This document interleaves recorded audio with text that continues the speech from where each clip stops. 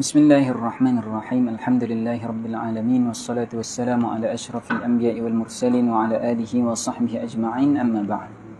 Alhamdulillah, kita bersyukur pada Allah Taala yang bagi kita nikmat iman, nikmat Islam, yang masih bagi kita kesempatan untuk kita bertaubat, masih bagi kita masa untuk kita sama-sama berkumpul mengaji, mengenal Allah Subhanahu wa taala.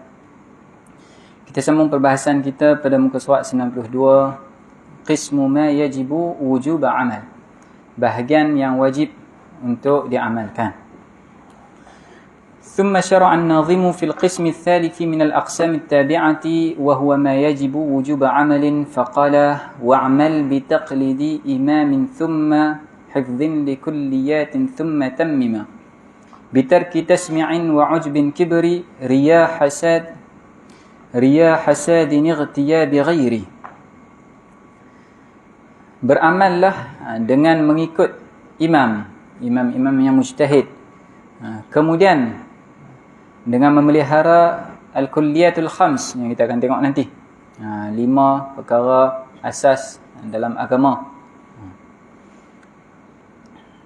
Kemudian sempurnakanlah agamamu itu dengan meninggalkan tasmi', meninggalkan sum'ah, ujub dan takabbur, riya, hasad dan juga ghibah. Wujubu taqlidil a'immatil mujtahidin, wajib mengikut a'immah mujtahidin. Ini antara perbahasan yang Wahabiyah tak sepakat lah kita.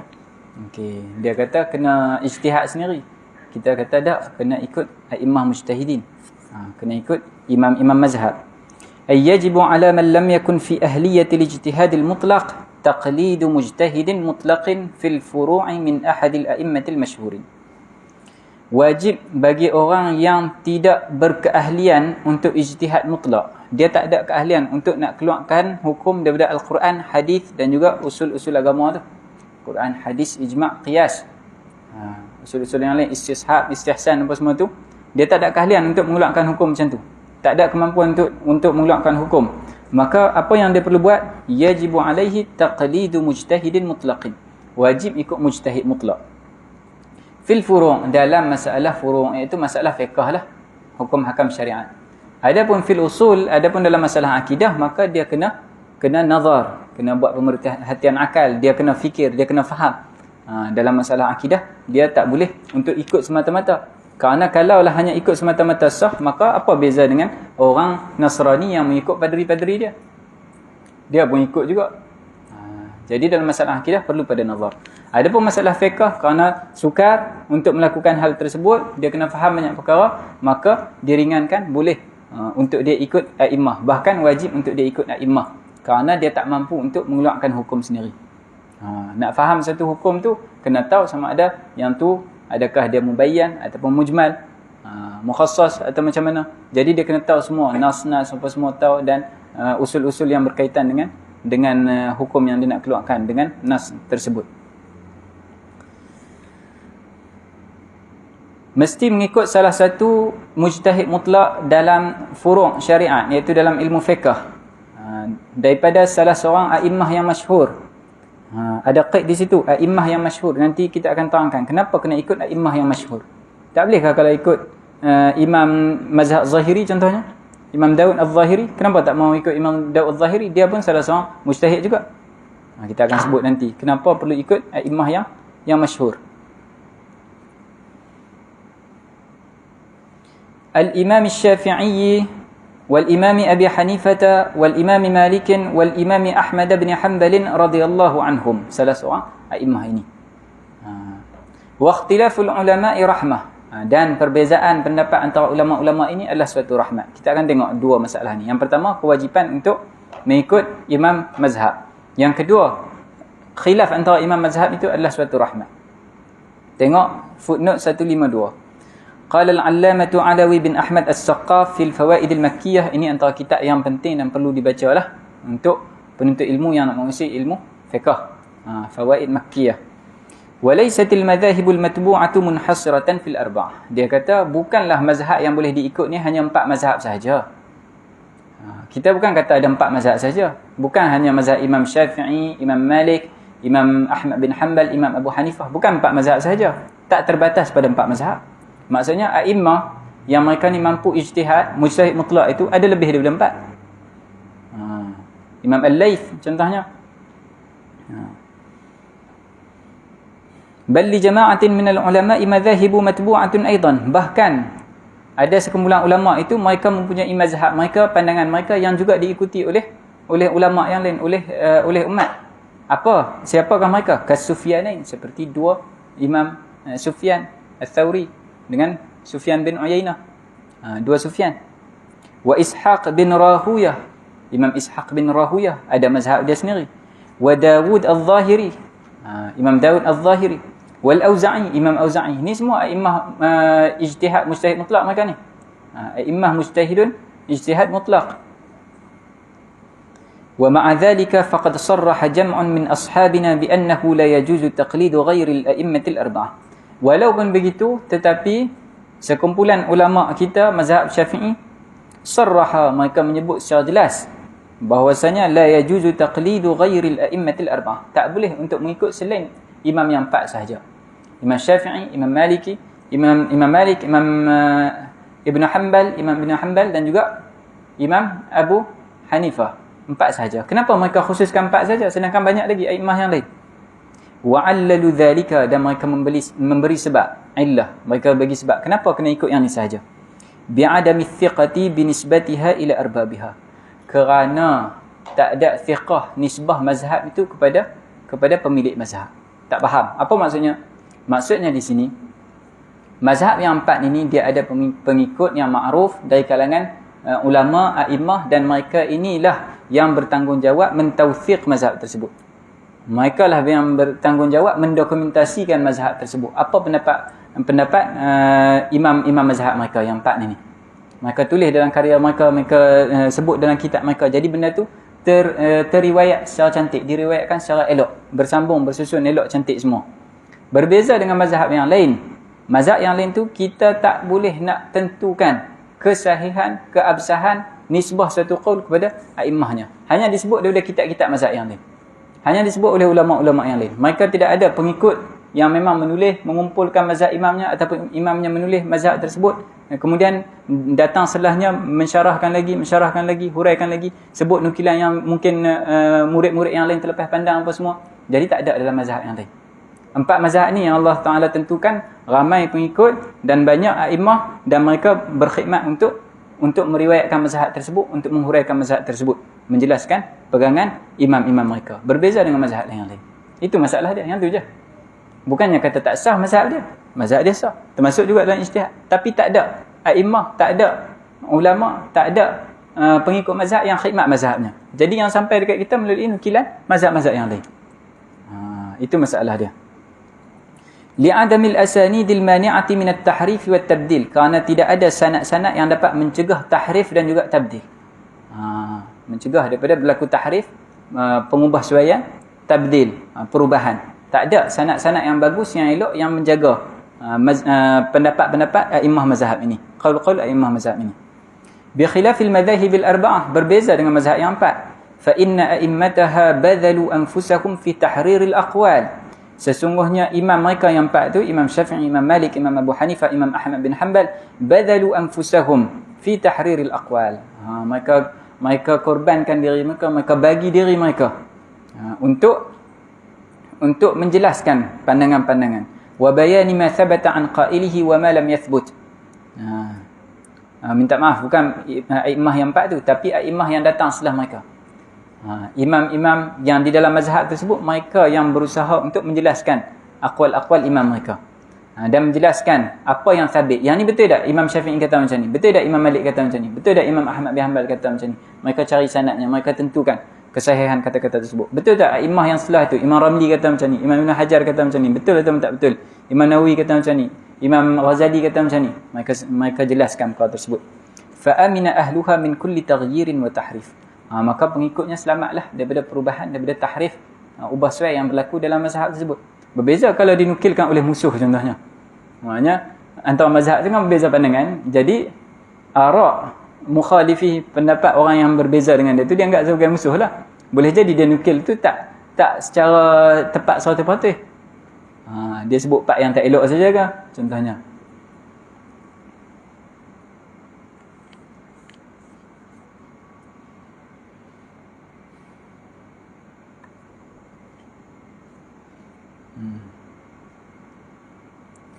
Wa alimus sahiha min ad-dha'if, dan mereka mengetahui mana yang sahih mana yang dhaif daripada qaul-qaul tersebut. Walidha qala ghairu wahidin min al-imam walidha qala ghairu wahidin fil imam Zaid bin Ali, kerana itulah ramai ulama yang menyebut tentang Imam Zaid bin Ali, salah seorang daripada ahlul bait Nabi sallallahu alaihi wasallam radhiyallahu anhum, innahu imamun jalilul qadri alil dhikri. Maka menyebut dia ni adalah imam yang tinggi darjatnya, masyhur orangnya. Wa inna martafa'ati thiqatu bimadhhabihi li'adami i'tina'i ashabihi bil asanid. Tetapi hilang siqah dengan mazhabnya, tak boleh terpakai mazhabnya, tak boleh dipercayai, bukan kerana diri orang tersebut, bukan kerana qaul Imam Zaid bin Ali. Masalahnya kerana apa? Li'adami i'tina'i ashabihi bil asanid.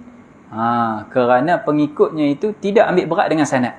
Mereka tak jaga sanad, jadi rosak. Kita tak boleh nak tentukan betul ke dia kata. Kau pengikut dia tekuk tambah. Tak boleh nak jaga. Falam yu'man ala madhhabihi at-tahrif wa at-tabdil wa nisbatu ma lam yaqulhu ilaih. Maka tak terjagalah mazhabnya itu daripada tahrif, daripada tabdil, dan juga menisbahkan kata-kata yang dia tak kata sekalipun.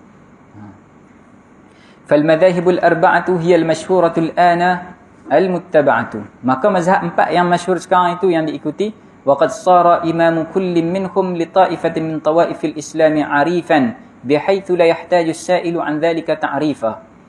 Jadilah a'immah mazhab yang empat ini dah masyhur, dah terkenal. Arif dengan makna ma'ruf, terkenal, tanpa perlu ditanya lagi, tanpa perlu dinyatakan lagi siapa dia ni.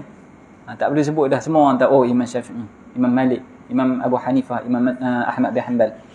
Wala ba'sa bi taqlidi ghairi man iltazama madhhabahu fi afradil masail. Sekarang masuk perbahasan talfiq madhhab. Kita kata wajib ikut imam mazhab, tapi ada ketika kita ikut mazhab yang lain. Dalam muamalat contohnya, kita tak ikut dengan mazhab Syafi'i, strict sangat. Kita pindah, kita ambil mazhab lain, talfiq mazhab. Kita pergi buat haji ke contohnya, kita tak pakai mazhab Syafi'i dalam beberapa masalah. Kita pakai mazhab yang lain, yang lebih ringan, mazhab Maliki ke contohnya. Kata Syekh Alawi As-Saqaf, katanya tak apa untuk memegang mazhab lain dalam beberapa masalah. Sawa'un kana taqliduhu li ahadil a'immatil arba'ati aw li ghairihim mimman hufiza madhhabuhu fi tilkal mas'alati. Tak kisahlah waktu dia pegang mazhab lain tu, dia pegang mazhab a'immah yang empat juga. Contohnya kita mazhab Syafi'i, kita pegang mazhab Imam Malik, atau Imam Abu Hanifah, atau Imam Ahmad bin Hanbal, tak kisah. Ataupun mazhab imam yang lain, Imam Auza'i, Imam Sufyan Al-Thawri, contohnya mazhab imam yang lain, tak ada masalah. Tetapi apa dia? Syarat dia mimman hufiza madhhabuhu fi tilkal masalah. Memang qaul dia dalam masalah itu diriwayatkan dengan elok, terjaga. Waduwina, ditadwin, ditulis, direkod, hatta urifat syurutuhu wa sairu mu'tabaratihi. Macam mana? Sehingga diketahui syarat-syaratnya dan semua hal yang muktabar dalam masalah tersebut. Kalau hanya tahu qaul saja tak jadi. Tahu apa syarat dia. Dia kata boleh macam ni, apa syaratnya? Apa benda yang dia iktibar dalam hal tersebut. Fal ijma'u alladhi naqalahu ghairu wahidin ala man'i taqlid as-sahabati, maka ijma' yang dinukilkan oleh banyak ulama, ijma' yang mengatakan tak boleh untuk mengikut qaul sahabat. Sahabat pun dari kalangan sahabat, minal a'immatil mujtahidin, dari kalangan imam mujtahidin, tapi ada qaul yang menyebut tak boleh untuk ikut sahabat. Maka qaul ini, ijma' ini, yuhmalu ala ma lam yu'lam nisbatuhu liman yajuzu taqliduhu.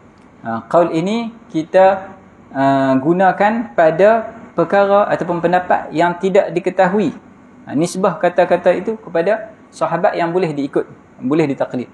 Maknanya kena pastikan dulu sahabat yang sebut ni minal a'immah ataupun bukan dari kalangan a'immah, boleh ikut ataupun tak boleh diikut. Kalau kita dah tahu dah disebut dalam kitab-kitab, diriwayatkan secara jelas, ini adalah qaul Ibnu Abbas contohnya, minal a'immah al-mujtahidin. Jadi waktu itu tak ada masalah.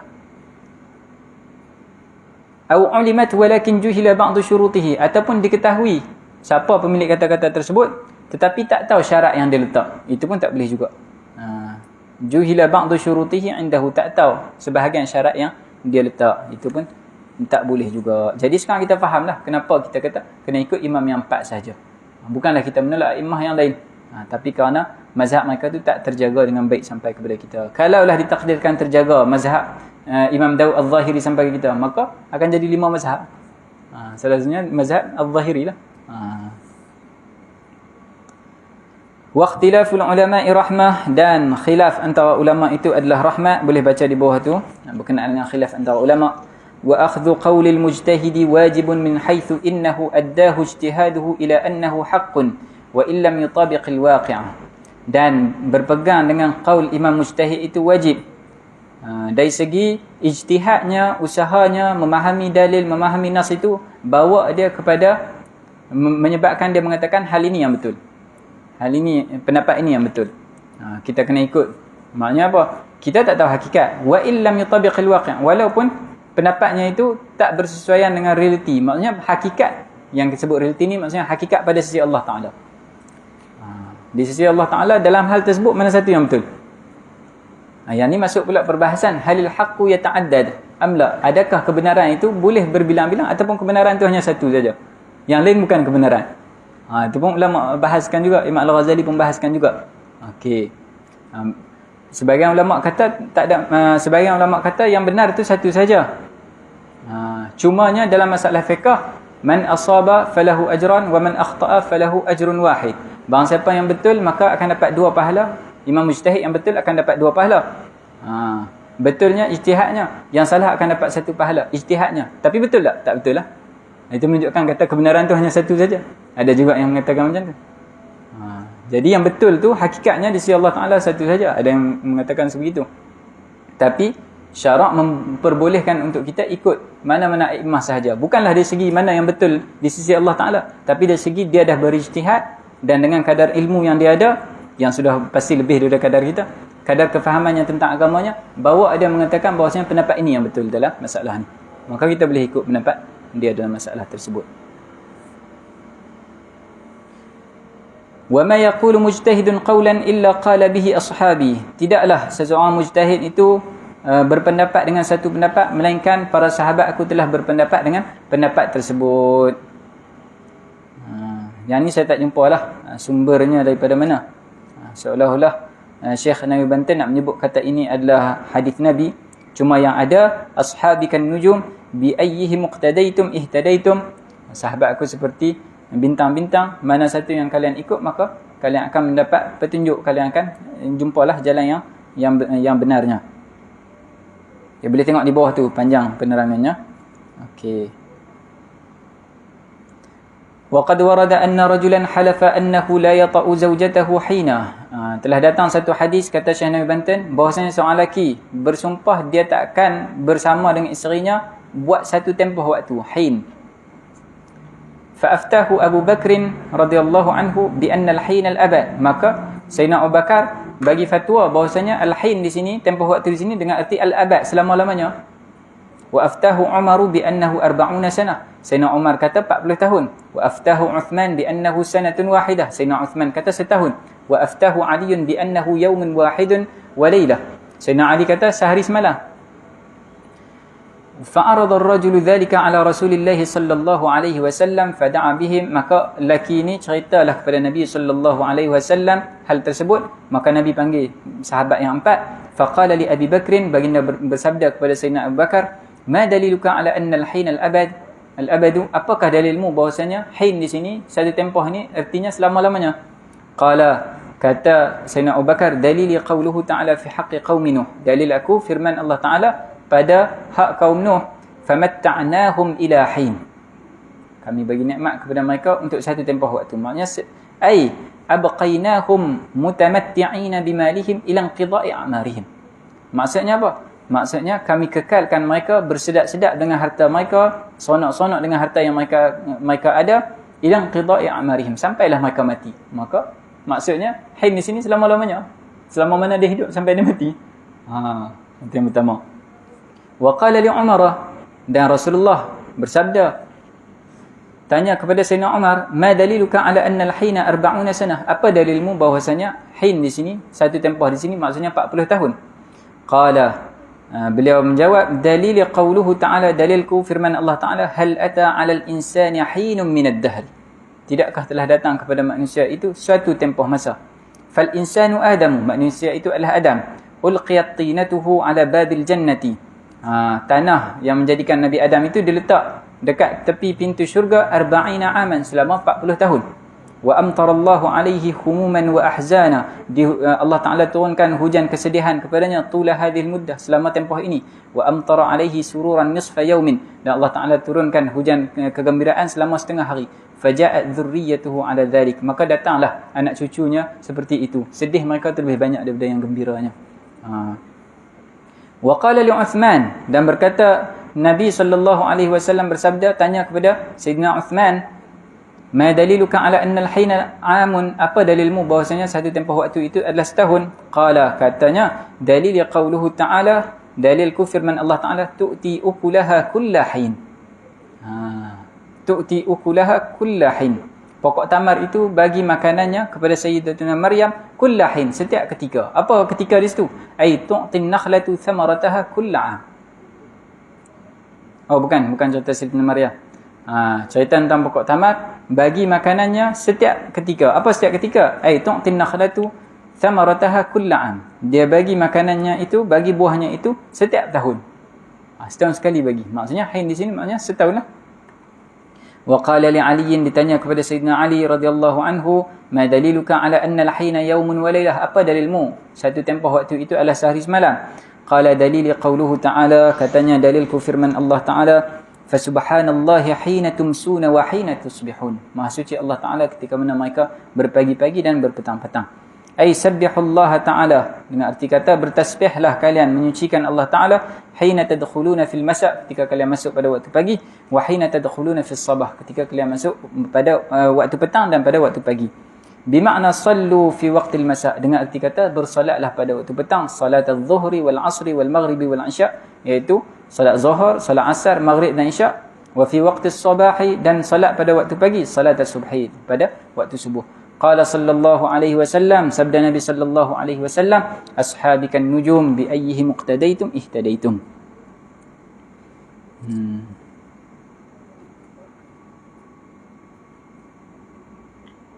Berkenaan dengan hadis yang hujung ni, boleh tengok di bawah tu ada footnote 160, ada menerangkan berkenaan dengan darjat hadis ini.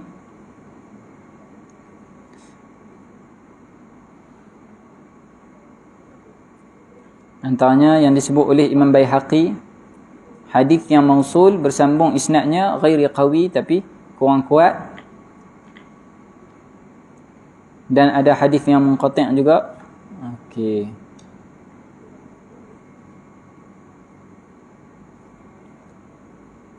Itu berkenaan dengan hadis. Adapun berkenaan dengan cerita ni, maka saya tak jumpalah sumber dia, melainkan dalam satu kitab, iaitu Al-Jawahirul Lu'lu'iyah fi Syarhil Arba'in An-Nawawiyah oleh Al-Jardani.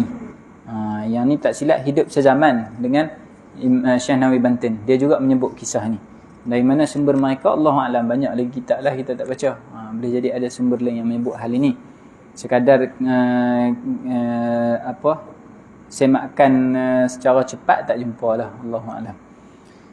Wa amara sallallahu alaihi wasallam, banyak lagi lah kita kena baca. Boleh jadi ada. Sebab tu lebih baik kita sebut lam aqif alaihi lah, kita tak jumpa lah. Wa amara sallallahu alaihi wasallam ar-rajula ay ya'khudha qawla aliyin takhfifan alaihi. Maka Nabi sallallahu alaihi wasallam perintahkan orang ni berpegang dengan pendapat Sayyidina Ali, untuk ringankan dia. Kalau pegang dengan pendapat Sayyidina Abu Bakar, habis Wa qala, dan Rasulullah sallallahu alaihi wasallam bersabda, aqdakum Ali, yang paling hebat dari segi memberi qada, memberi hukum dari kalangan kalian adalah Sayyiduna Ali. Wa madhhab Syafi'i hamlul hin ala mudhi lahzatin min az-zaman. Mazhab Imam Syafi'i berpendapat bahwasanya hin di situ satu tempoh itu dengan arti kata apa? Mudhi lahzatin min az-zaman, berlalu seketika, sesaat. Wa madhhabu Malik mithlu qawli Uthman. Mazhab Imam Malik sama dengan qaul Sayyidina Uthman. Wa madhhabu Abi Hanifah wa Ahmad hamlul hin ala 6 ashhur. Mazhab Imam Abu Hanifah dan juga Imam Ahmad, haid di situ dengan arti kata 6 bulan. Hadza idza lam yanwi syai'an mu'ayyanan min az-zaman. Ini kalaulah orang tersebut dia tidak niatkan waktu yang tertentu. Kalau dia kata satu tempoh waktu dalam hati dia ada niat, maka fa innahu humila alaihi bittifaqil a'immatil arba'ah. Kalau dia ada niat waktu tertentu, maka ikut apa yang dia niatkan di sisi ulama yang 4. Wujubu hifdzil kulliyatil khamsi, kewajipan menjaga al-kulliyatil khams. 5 perkara penting, perkara asas dalam agama. Wa mimma yajibu wujuba amalin hifdzul kulliyat, antara perkara yang wajib adalah menjaga al-kulliyat. Wa hiya ad-din wan nafsu wan nasabu wal malu wal 'irdu wal 'aqlu. Itu 5 perkara tu. Apa dia? Yang pertama ad-din, agamanya. Ni ikut susunannya lah. Yang pertama agamanya. Wan nafsu, yang kedua dirinya. Maknanya antara wan nasabu, nasab keturunannya. Wal malu, hartanya. Wal 'irdu, maruahnya. Wal 'aqlu, akalnya. Al malu wal 'irdu biasanya diletakkan dalam satu darjat, jadi 5 lah. Okey. Jadi bila mana berlaku ta'arud, berlaku mana satu yang nak didahulukan, contohnya nyawanya ataupun hartanya, maka dia lebih patut untuk menjaga nyawanya berbanding hartanya, begitu. Akalnya atau agamanya? Agamanya. Fad-dinu huwa ma syarra'ahu Allahu li'ibadihi minal ahkam. Agama itu adalah hukum hakam yang Allah Ta'ala syariatkan bagi hambanya. Wa hifdhuhu yakunu bi siyanatihi 'an irtikabil mukaffirati. Cara menjaga agama dengan cara menjaga dirinya daripada melakukan hal-hal yang mengkafirkan dia, menyebabkan dia keluar dari Islam. Na'udzubillahi min dzalik. Wa 'an intihaki hurmatil hurumati, dan dengan cara dia tidak merosakkan kehormatan perkara yang haram. Maksudnya apa? Dia tak melakukan perkara yang haram. Bi ayyaf'alaha ghaira mubalin bi hurmatiha. Dengan gambaran dia melakukan perkara yang haram, dia tak ambil kisah keharamannya. Jangan buat macam tu. Wa an intihaki wujubil wajibat. Dan merosakkan kewajipan hal yang wajib. Bi ayyatrukaha, dengan cara dia tinggalkan yang wajib itu ghaira mubalin bi wujubiha. Tak ambil kisah kewajipannya. Kalau dia melakukan hal yang haram dengan i'tiqad bahawasanya benda tu halal, maknanya menghalalkan yang haram, ataupun melakukan yang haram, yang halal, melakukan yang haram dengan i'tiqad halal, terbalik. Dia buat benda yang haram, dia i'tiqad benda tu halal. Dia buat benda yang halal, dia tak buat benda yang halal, dia i'tiqad benda tu haram. Maknanya mengharamkan yang halal, menghalalkan yang haram, maknanya dia telah merosakkan syariat tersebut. Kalau hal tersebut, perkara yang haram dan perkara yang halal itu adalah perkara yang maklum minad din bid darurah, perkara yang diketahui secara jelas daripada agama, maka dia boleh jatuh kafir. Dia jatuh kafir dengan sebab tersebut, setelah mana dia tahu perkara tersebutlah. Wa hifdzun nafsi al-aqilati, dan dia patut menjaga, dia wajib menjaga akalnya. Dan menjaga akal itu yakunu bisiyanatiha amma yadurruha. Jaga akal itu dengan cara jaga akalnya daripada hal yang memudaratkan akal. Minum arak, dadah, perkara yang merosakkan akal, kena jaga. Wa li hifdhiha syurri'a al-qisas fi an-nafsi wat-tarfi wa nahwihima. Dan untuk menjaga diri, minta maaf, akal tak masuk lagi, ini menjaga diri, salah tak. Okey, menjaga diri, menjaga jiwa, maksudnya menjaga nyawanya. Okey, kerana nak menjaga nyawa ini disyariatkan qisas. Disyariatkan qisas. Orang yang bunuh orang, jenayah membunuh orang, maka akan dibunuh balik untuk menjaga nyawa. Jaga nyawa. Orang yang dah mati tak boleh hidup balik, tapi dibunuh kau ni sebab apa? Takut nanti dia bunuh orang lain pula. Untuk menjaga. Taraf juga sama juga, yang butakan mata orang, bagi tangan orang patah, itu pun qisas juga. Kalau tak mau qisas, kena bayar dia lah. Jadi itu untuk menjaga diri orang. Wa hifdzul mali, jaga harta, yakunu bi'adami ta'addi bi fi'li ghairil ma'dhuni fih.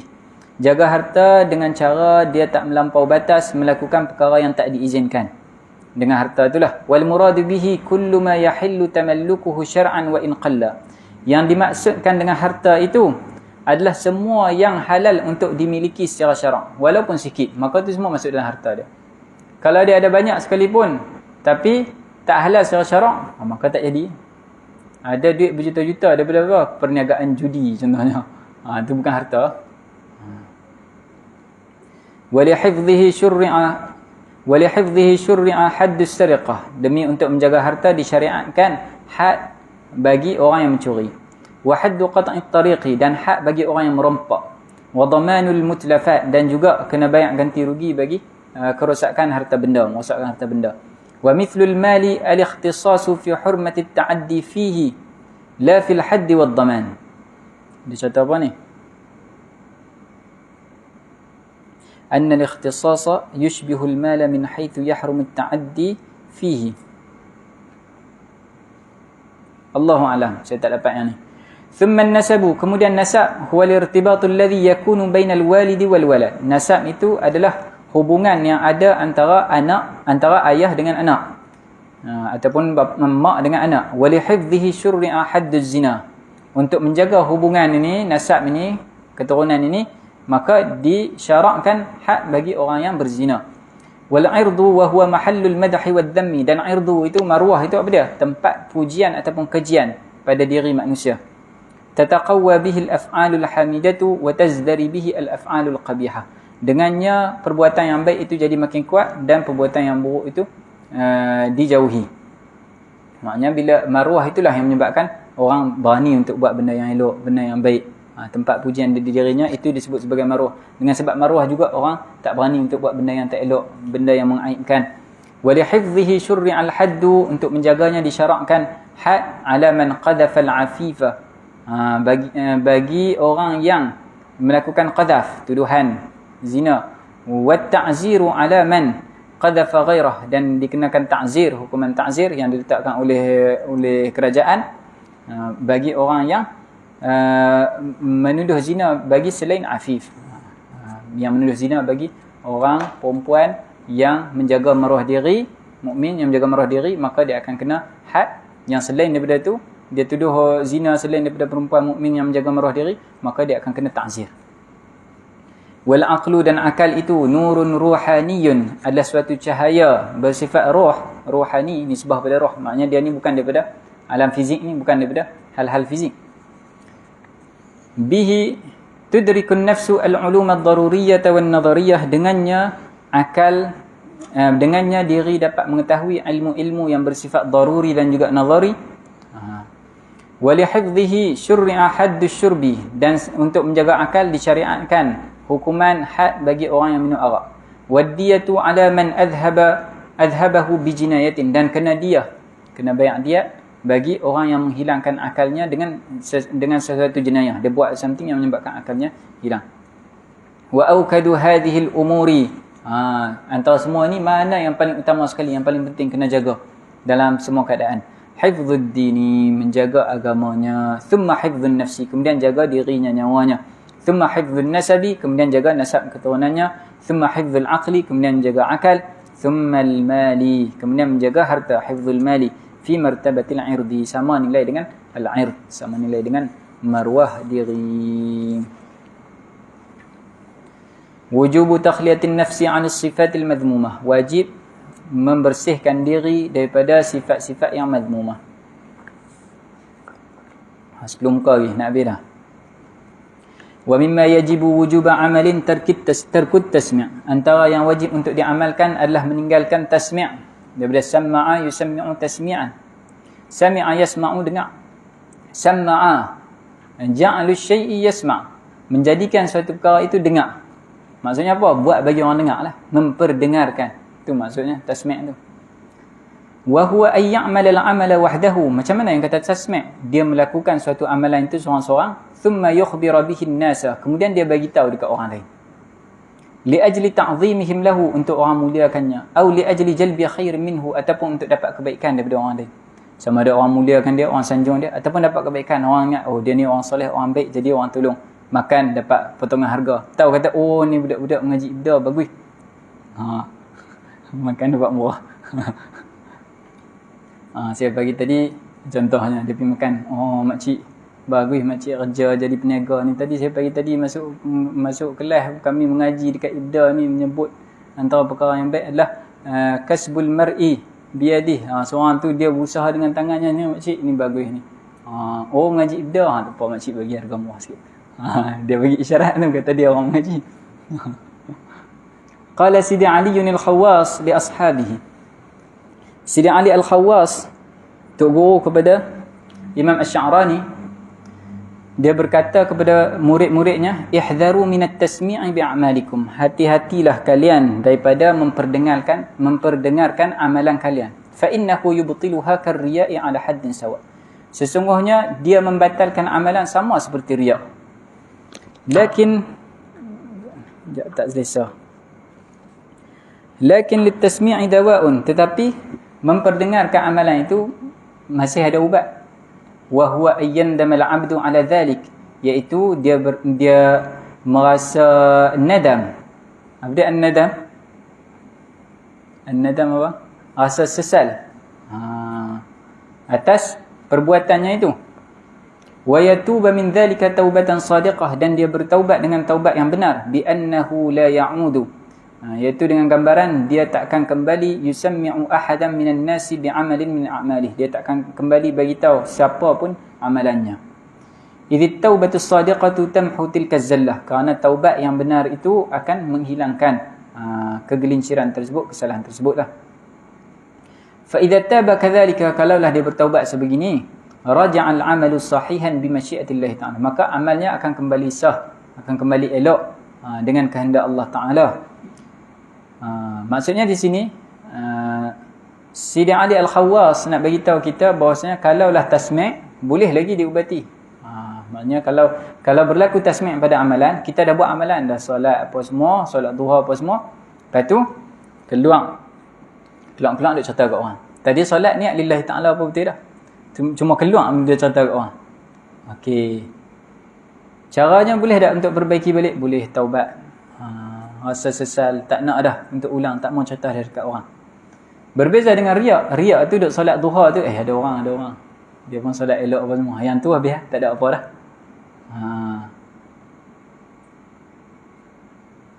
Mathalu dhalika kamathali rajulin, perumpamaannya seumpama seorang lelaki, kana sahihal jismi, tubuh badannya sihat, thumma tara'a alaihi maradun afsada sihhatah, kemudian datang kepadanya penyakit yang merosakkan kesihatannya.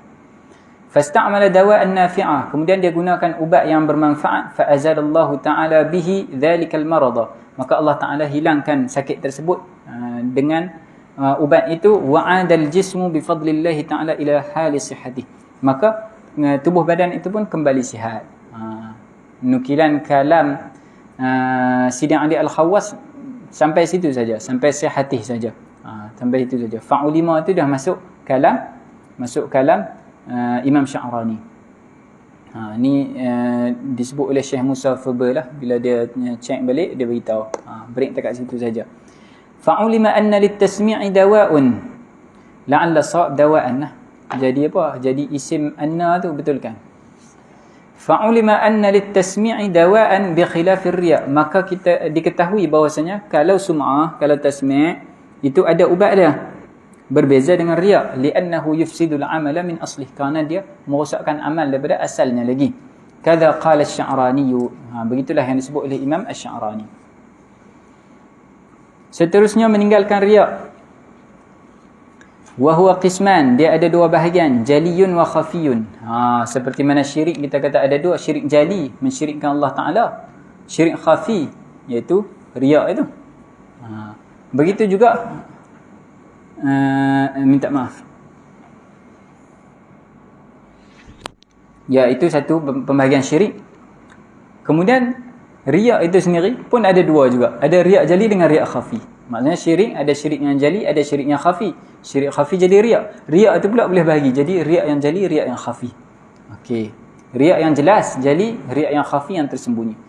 Fal awwalu, yang pertama, riya' yang jelas. Riya' ni macam mana? Ayya'mal at-ta'ata bi hadratin nasi la ghairu. Dia buat ketaatan depan orang. Fa in khala bi nafsihi la yaf'alu syai'a. Kalau tak ada orang tak buat. Nak keluar masjid ni, orang duk ada ni, takkan contohnya kan, habis main Jumaat nak keluar masjid, orang duk ada, takkan keluar terus macam tu. Kita orang duk sebut ustaz, tak mau solatlah sunat. Solatlah sunat. Tu buatkan orang tu. Break saat rehat duha, mengantuk pergi masjid, masuk masjid ada orang dalam masjid, takkan masuk nak tidur terus. Ambil semayang tu. Kalau tak ada orang dia tak buat. Yang tu jelas riak jali, tak ada apa, buat memang kerana orang. Wathani, yang kedua, ayyaf'alaha mutlaqan. Tetapi nanti Imam Al-Ghazali sebut ibadat-ibadat ni memang jalannya kena paksa diri lah. Ibadat ni kalau duk fikir ni riak, yang tu riak, pakai tak buat apa, caranya kena paksa diri. Yang kedua, ayyaf'alaha mutlaqan. Yang kedua, dia melakukan perbuatan tersebut hadaran nasu aula, sama ada orang mai ataupun orang tak mai, ada orang atau tak ada orang, dia buat juga. Solat sunat duha buat juga, memang duk rehat waktu tu, dia mai sini, dia solat sunat duha, lepas tu dia nak tidur, dia tidurlah. Ada orang tak ada orang, dia buat juga. Bezanya apa? Lakin yafrahu 'inda hudurihim. Bila ada orang semangat sikit, solat sunat duha tu lendik sikit. Allahu akbar. Sebut pun sedap, tidak Allahu akbar. Laju je. Qala Sidi Abdul Wahhab Asy-Sya'rani, berkata Imam Sya'rani, wa min daqa'iqir riya'i istihla'ul ibadah. Termasuk daripada riya' yang halus, riya' menunjuk-nunjuk ni. Nak orang tengok amalan lah. Tunjuk supaya orang tengok lah.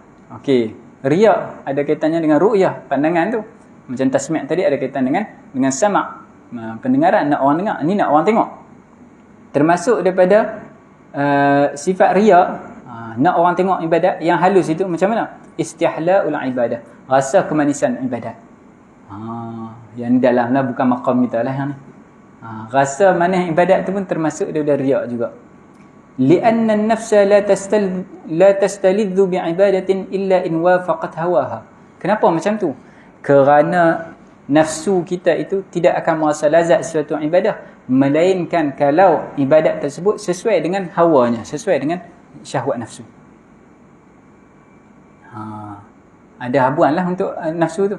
Sebab tu dia rasa seronok. Walau annaha khalusat 'anil hawa la thaqulat 'alayha. Kalaulah ibadatnya itu khalusat 'anil hawa, tak ada habuan langsung, murni, suci daripada hawa nafsu. Tak ada habuan untuk nafsunya, la thaqulat 'alayha. Ni saya nafsunya akan rasa berat. Aku tak dapat apa dia akan rasa berat. Tapi kerana dia dapat something. Walaupun dia buat seorang-seorang. Seronok sungguh. Duk solat apa, boleh witir setiap malam contohnya. Rasa sedap lah witir ni. Ada habuan daripada nafsunya. Apa habuannya? Mungkin dia rasa dekat dengan Allah Ta'ala. Dia duk rasa dengan ibadatnya tu Allah Ta'ala buat orang semua tunduk dekat dia. Wa minha al-'amalu lillahi wa li syai'in akhar. Termasuk daripada riya' juga melakukan satu amalan kerana Allah dan kerana yang selainnya. Tak boleh lah. Lillahi ta'ala dalam masa yang sama kerana ada pak mentua contohnya. Itu yang semayang pun baca, biasa dia baca qul huwallah dengan qul a'udzu birabbin nas.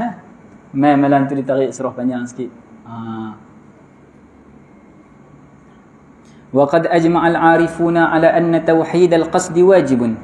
Para arifuna billah, ahlullah, mereka semua sepakat bahawasanya tauhidul qasdi, mengesakan qasad, mengesakan niat, menyatukan niat, satu sahaja niatnya, esa sahaja niatnya, qasadnya, tujuannya hanya satu, itu wajib. Liyaj'alu lahum hamman wahida, untuk mereka jadikan fokus yang satu bagi diri mereka, itu fokus yang satu, muta'alliqan biwahid, yang hanya bersangkut dengan yang satu. La yushammu min tauhidillahi ta'ala raihah, yang tiada padanya bau selain tauhid Allah Ta'ala. Maknanya bagi mereka qasad tu tujuannya kena satu. Apa yang mereka buat hanya Allah Ta'ala sahaja, tak boleh campur yang lain dah. Manfaat pada diri ke apa ke tak boleh dah, hanya Allah Ta'ala sahaja. Maknanya kalaulah dia tak dapat apa sekalipun, manfaat dirinya tak dapat apa sekalipun, dia buat juga kerana Allah Ta'ala. Sampai macam tu. La yushammu min tauhidillahi ta'ala raihah, tidak dibau daripada tauhid Allah Ta'ala itu akan sebarang bauan. Maksudnya apa? Tak campur dengan benda lain, hanya tauhid, hanya mengesahkan Allah Ta'ala sahaja. Wa minha iddi'a'ul maqamat qabla bulughiha. Masuk juga dalam riya' ini mendakwa bahawasanya dia ni mencapai satu maqam sebelum dia capai maqam tersebut. Ni semua saya tak nak teranglah, panjanglah benda ni. Lagipun kita tak berkeahlian, saya sendiri tak berkeahlian benda ni. Kita baca ambil berkat saja daripada kata Syekh Nawawi ni. Au ba'da bulughiha, ataupun setelah capai maqam tersebut, walam yu'dhan lakum fi izhariha, tapi dia tidak diberi izin untuk bagi tahu. Jadi dia tak boleh bagi tahu. Wa minha mahabbatu ittila'in nasi 'ala al-ibadati wa ghairiha, termasuk dalam riya' juga suka untuk orang tengok ibadatnya dan yang selainnya. Wa minha tarkul 'amali min ajli an-nas, masuk dalam riya' juga meninggalkan ibadat kerana orang. Tak buat lagi orang kata bagus pula. Masuk dalam riya' juga. Sebab apa? Tujuannya orang juga. Faman azama ala ibadatin wa tarakaha, barang siapa yang berazam nak lakukan satu ibadat dan dia meninggalkan ibadat tersebut makhafata ayyarahu nas, kerana takut orang tengok, fahuwa mura'in, maka dia ni orang yang riak. Li'annahu tarakaha min ajlin nas, orang yang nak menunjuk kerana dia tinggalkan perbuatan yang meninggalkan benda itu untuk dia tunjukkan kat orang. Dia buat pun kerana orang, dia tinggal pun kerana orang juga, tak kena. Wa amma law tarakaha liyaf'alaha fil khalwah, amma law tarakaha liyaf'alaha fil khalwah, kalaulah dia tinggalkan buatan tersebut, tak buat kerana apa? Untuk dia buat seorang-seorang, nanti dia balik rumah baru dia nak sembahyang sunat witir contohnya, seorang-seorang dia, fahadha mustahabbun, maka ini sunat. Illa an takuna faridatan, melainkan benda yang dia nak buat itu benda yang wajib. Tak apa, tak payah sembahyang kat masjid sekali orang tengok, balik sembahyang seorang-seorang, tak, itu yang wajib. Au zakatan wajibatan, ataupun zakat yang wajib yang dia kena keluarkan. Au yakuna mimman yuqtada bihi, ataupun dia ni orang yang diikut. Maknanya kalau dia buat ni nanti maka orang akan ikut. Fal jahru fi dhalika afdal, maka lebih baik dia buat secara jahat, secara jelas, nampak depan orang. Tapi yang nak diikut-ikut ni pun bukannya boleh pandai-pandai mendakwa. Saya buat depan orang ni supaya nanti orang ikut. Tak boleh macam tu, pandai-pandai mendakwa tak boleh. Al-Imam Al-Ghazali menjelaskan macam mana yang kata buat tu tujuannya lillahi ta'ala supaya orang ikut. Macam mana? Dengan seandainya kalaulah ditakdirkan ada kawan dia seorang lagi buat benda tu juga, dan orang akan ikut kawan dia tu, dan dia tahu dia buat amalan sendiri, sama ada dia buat depan orang ataupun dia buat seorang-seorang, pahala dia sama aja banyak, maka waktu itu tak apa, dia lebih suka untuk dia buat secara sembunyi. Dia buat ibadat tujuannya nak orang ikut, kawan dia buat ibadat tujuan nak orang ikut, buat dua-dua solat sunat duha, tapi orang sebut kawan dia ni, yang Ahmad ni rajin sungguh lah duk solat duha apa semua, jom kita ikut dia. Yang dia orang tak ikut pun, kalau lah waktu tu dia faham hal tersebut, dia tahu pahala dia buat depan orang dengan buat seorang sama aja pahalanya, maka waktu tu dia lebih prefer untuk dia buat seorang-seorang, tak buat depan orang. Maka kalau dia buat depan orang, itu baru betul-betul untuk tujuan nak orang ikut lah. Maknanya dia redha. Sebab apa? Tujuannya itu kerana nak orang buat ibadat. Tak kisahlah orang buat ibadat tu melalui dia atau melalui orang lain, orang ikut dia ataupun orang ikut orang lain. Sekarang orang dah ikut orang lain, tak apalah, lebih baik dia buat seorang-seorang. Tapi beza kalau awak orang tak ikut aku, awak yang dia ikut Ahmad, orang tak ikut aku buat ibadat. Maknanya ada tujuan, ada habuan dirinya. Itu tak boleh, itu tak kenalah. Wa minha hikayatul a'malis salihati allati waqa'at fi azmanin madat, antaranya menceritakan amal salih yang telah berlaku pada waktu yang telah lalu, masa yang telah lalu. Walam yash'ur biha ahadun, dan tak ada siapa pun tahu akan amalannya itu, illa li gharadin syar'iyyin, melainkan untuk tujuan syarak. Ni lebih kurang macam tasmi' tadi lah. Dia kata sejuk noh, 2-3 hari ni sejuk, tambah-tambah pukul 4-5 tu kena ayam sejuk kata. Itu isyarat dia nak kata apa? Dia bangun, ambil wudu, dia solat sunat. Benda dah berlalu, tak ada siapa pun tahu, tapi itu pun masuk juga dalam bab ni. Tak boleh juga, melainkan untuk tujuan syarak. Tujuan syarak macam mana? Saya tahu saya bangun time tu, saya pergi tandas, memang bukan dia yang mencuri, orang lain yang mencuri contohnya. Saya nampak muka, bukan muka dia. Itu tak apa, ada tujuan syarak. Fa inna hikayataha bighairi gharadin syar'iyyin, menceritakan amalan baiknya tanpa tujuan syar'i, yarudduha ila suratir riya, maka akan menyebabkan amalnya itu jadi serupa macam riak lah. Suratir riya biha hala amaliha, samalah macam dia menunjuk amalannya ketika dia duk buat tu. Wa minha qat'ul mizahil mubahiyah, yang ni yang selalu kita buat, meninggalkan lawak jenaka yang harus, idza dakhala man yustaha minhu, bila masuk orang yang kita segan, bighairi niyatin salihah, bukan dengan niat yang baik. Niat yang baik apa dia? Masuk Tok Guru, kita nak dengar kalam dia, jadi kita tak melawak apa semua. Melawak bukan melawak yang melampau, yang melawak biasa aja. Tapi tak melawak tu sebab apa? Nak dengar kalam Tok Guru apa semua, tak ada masalah. Ni dia tinggal sebab apa? Bagi Tok Guru nampak baik sikit. Tak kena. fa inna kharqa namusil abdi, merosakkan peribadi dirinya itu, mencarikan peribadi dirinya itu, indama yustaha minhu. Maksudnya apa? Sekali Tok Guru nampak pelik, dia ni duk buat lawak banyak pula. Tok Guru senyum je tengok dia kan. Bukanlah kata lawak tak boleh. Boleh saja. Tapi Tok Guru duk senyum. Sesungguhnya macam tu, perkara tu menyebabkan peribadinya orang tahu macam mana orang tahu itu. Aula, lebih patut, lebih baik minirtika bisifatin nifaq, daripada dia perangai munafik. Depan Tok Guru nampak baik tawaduk, subhanallah, semua gelak sikit, astagfirullah lah. Duduk kat rumah gelak sampai nak bergerak rumah. Wa minha ziyadatu fil itraq wal khusyu'. Ni juga. Ni semua ni yang kita mengaji ni bukan kita nak suka orang lain, suka diri kita lah. Sebab semuanya ada terkait dengan niat kita. Kita je yang tahu niat kita.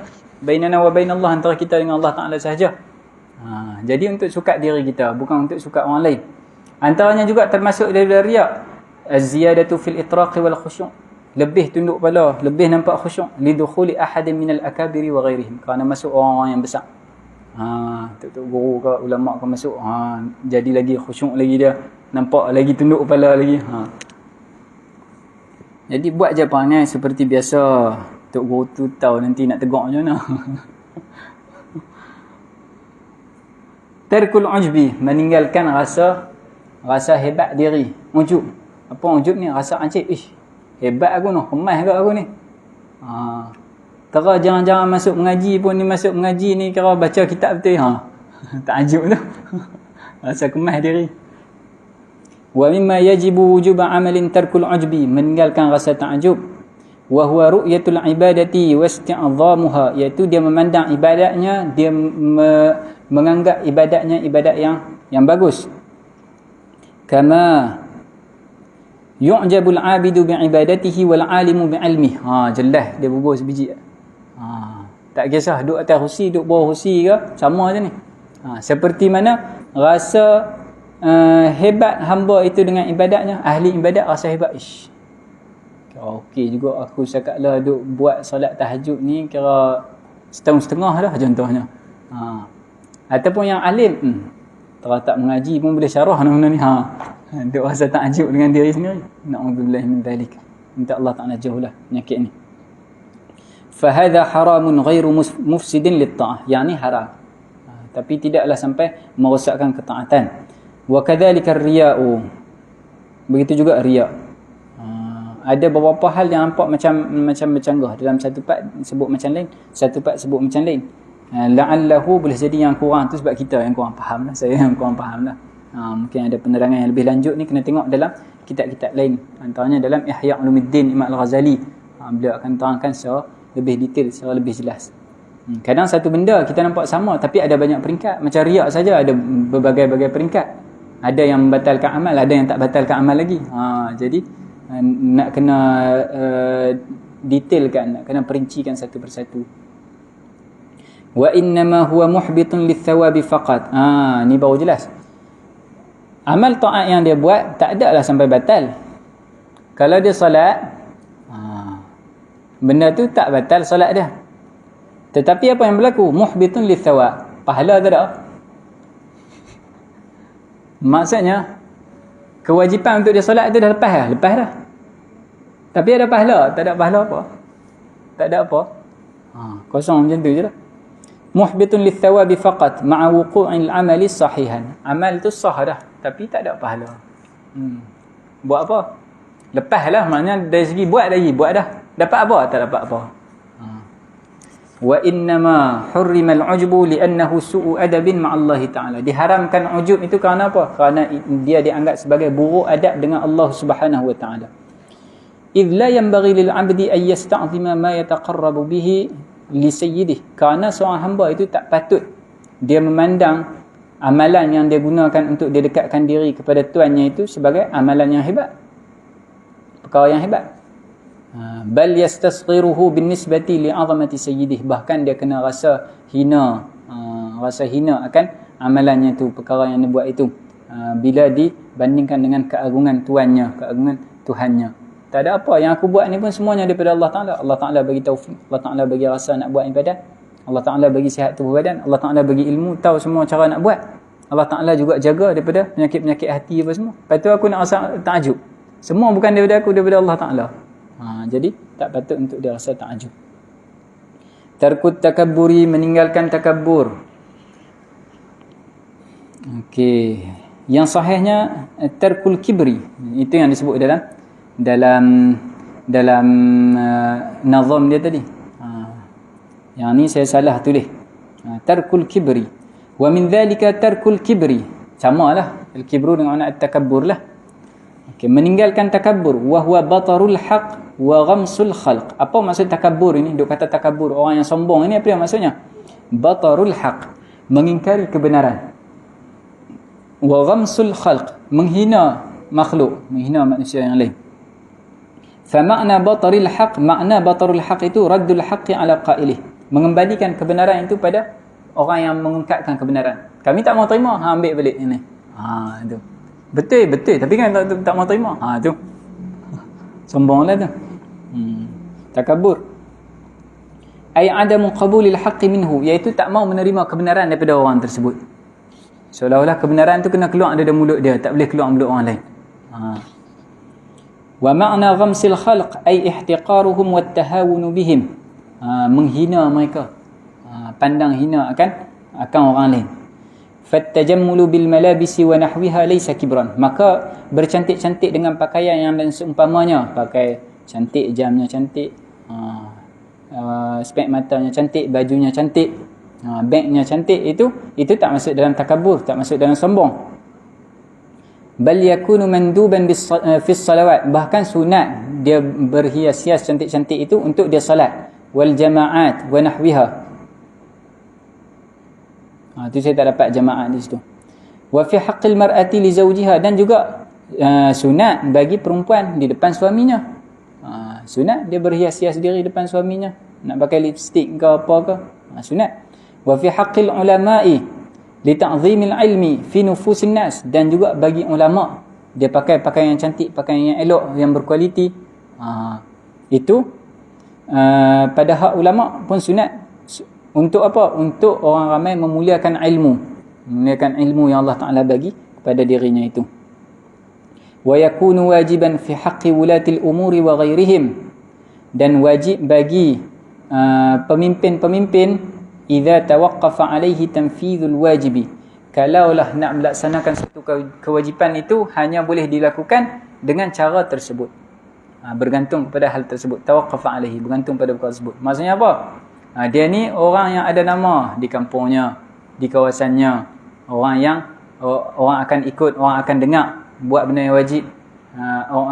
Bila dia suruh melakukan hal yang wajib, orang akan ikut. Tetapi kalau dia pakai lebih-lebih kurang saja, orang tak nak ikut. Kalau dia pakai cantik-cantik, dia pakai elok-elok, maka orang akan ikut, akan terlaksana kewajipan tersebut, maka waktu itu jadi wajib. Sebab apa? Sebab itu min wasailit tahqiqi al-wajib, daripada jalan-jalan untuk merealisasikan benda yang wajib tersebut. Maka waktu itu jadi wajib.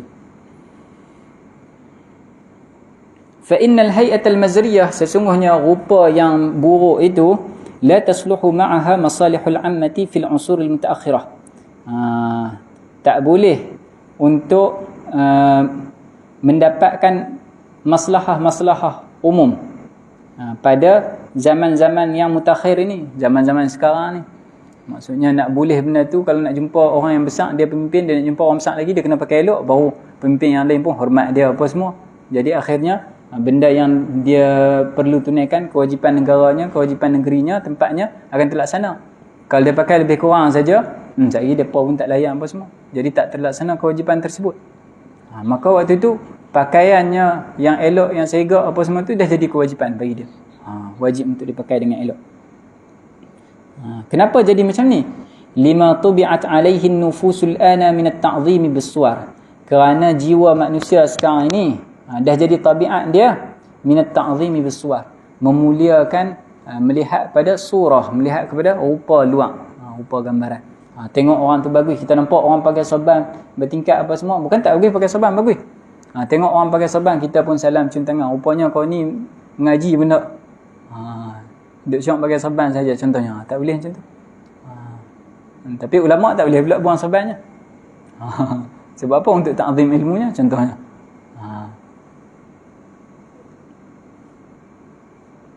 aksu ma kana alaihi salafus salih, berbeza dengan apa yang ada pada zaman salafus salih min at-ta'zimi bid-din wat taqwa. Min bayaniyah menerangkan apa yang ada pada zaman salafus salih, memuliakan agama, memuliakan ketakwaan. Maksudnya orang yang elok agamanya, orang yang bertakwa, orang yang elok ilmunya, yang baik makrifahnya dengan Allah Ta'ala, itu yang dimuliakan. Orang tak tengok pada zahirnya. Tapi sekarang dah berbeza, orang tengok pada zahir. Orang kata apa Syed? Tak profesional. Ni ustaz-ustaz tak profesional, pakai baju lebih kurang. Jadi waktu itu kewajipan untuk apa? Untuk dia menunaikan yang wajib, nak bawa agama, nak dakwah kepada orang-orang ni. Kalau pakai lebih kurang je, mereka tak mau dengar. Pakaikan pelekat dengan baju Melayu, mereka tak mau.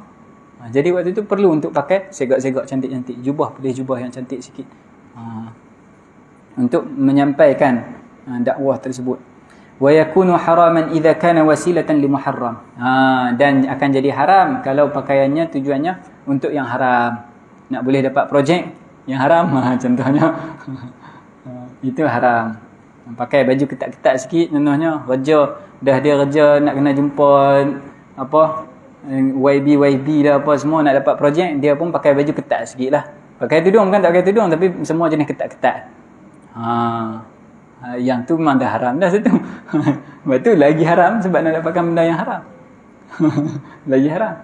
Yang ni tak pakai baju ketat, pakai baju biasa, tapi pakai cantik-cantik supaya orang nampak, oh bagus, profesional, kita bagi projek kat dia. Dia ni bukannya ahli akhirat sangat ni. Contohnya. Astaghfirullahalazim, na'udzubillah min dzalik. Wa makruhan, dan jadi makruh idza kana wasilatan li makruh, kalau dia adalah jalan untuk sampai kepada hal yang makruh. Wa mubahan idza khala an hadhil asbab, kalau tak terkait dengan salah satu ini, maka dia harus saja nak pakai baju cantik, tak ada masalah. Tarkul hasadi, meninggalkan hasad. Wa min dzalika tarkul hasadi, daripada hal yang wajib juga meninggalkan rasa hasad, dengki. Apa maksudnya? Tamanni zawali ni'matil ghairi, teringin supaya nikmat orang hilang. Tu yang kata hasad tu. Besar semua rumah dia, geram. Contohnya geram macam mana? Geram tu kira kalau dia tak ada rumah tu baru puas hati. Alim semua kawan aku ni, awak dia tak jadi jahil macam aku tu. Nak supaya zawal nikmat, nak hilang nikmat tu, hasad tu. Tak boleh. Dia bukannya pada benda yang nampak je, benda tak nampak sekali pun. Awak yang banyak sangat buat ibadat tu, jadi macam kita dah habis-habis dah. Nak nikmat orang tu hilang, nikmat ilmunya, nikmat ibadatnya, nikmat harta bendanya. Tamannaha li nafsihi aw la, tak kisahlah sama ada dia nak benda tu hilang daripada orang tu, mai dekat dia. Awak aku tak jadi alim daripada dia, biar dia jadi bodoh daripada aku, contohnya. Aw la, ataupun tak macam tu, hilang tak apa, dua-dua tak dapat apa, dua-dua bodoh apa, jangan dia cerdik daripada aku. Itu pun tak boleh juga, hasad. Bi an tamanna intiqalaha an ghairihi li ghairihi, dengan gambaran macam mana? Tak dapat dekat dia tak apa, boleh kat orang lain tak apa. Harta dia ni tak boleh kat aku tak apa, tak boleh kat dia tak apa, boleh kat orang lain tak apa. Jangan dapat salah seorang. Yang tu jahat semua. Okey.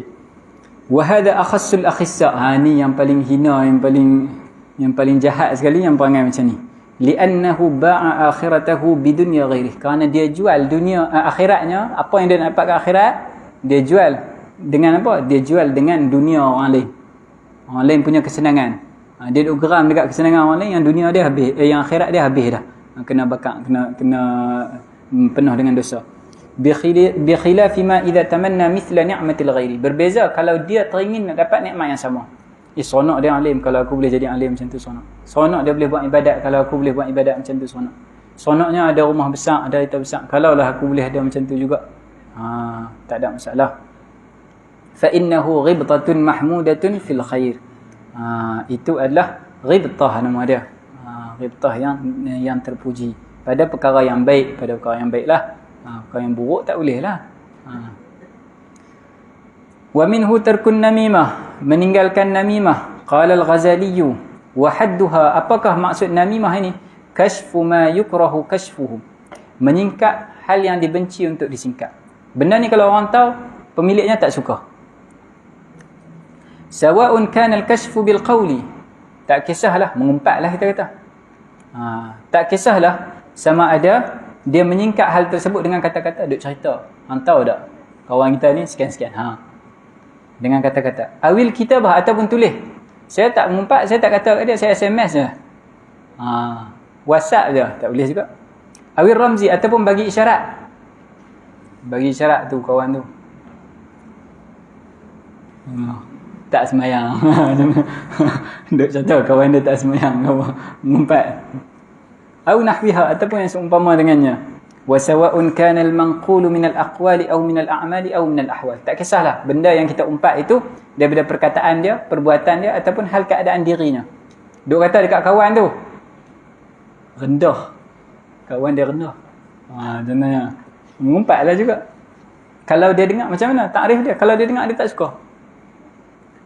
Sawa'un kana aiban aw ghairah. Tak kisahlah aib dirinya ataupun bukan aib.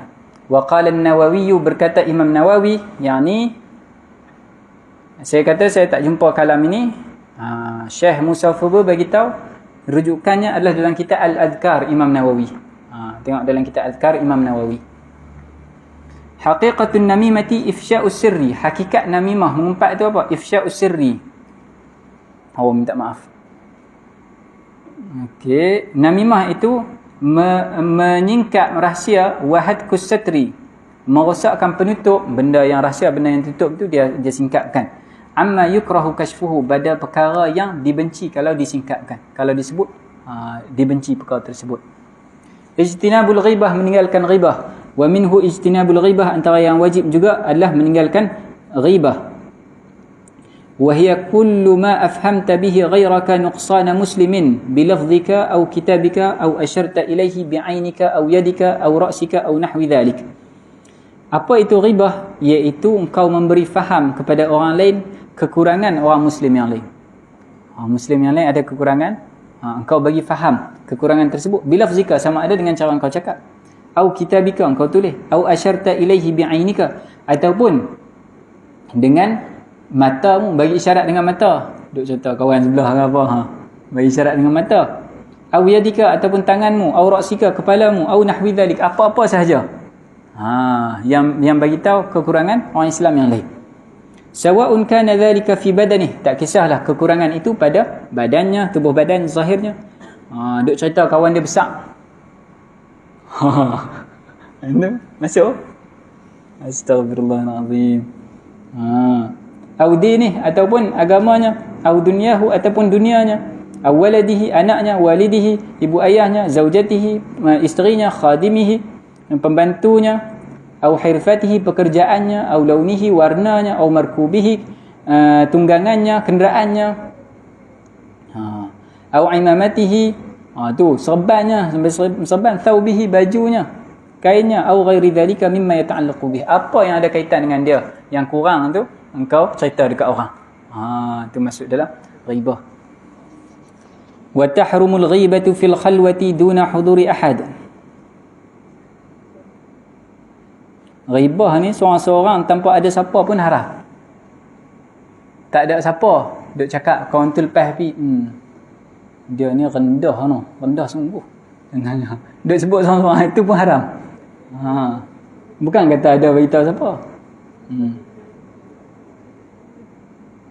Wa kadza bil qalbi faqat, dengan hati sendiri pun duk pandang hina dekat kawan dia, duk sebut kurangan kawan dia dalam hati pun haram.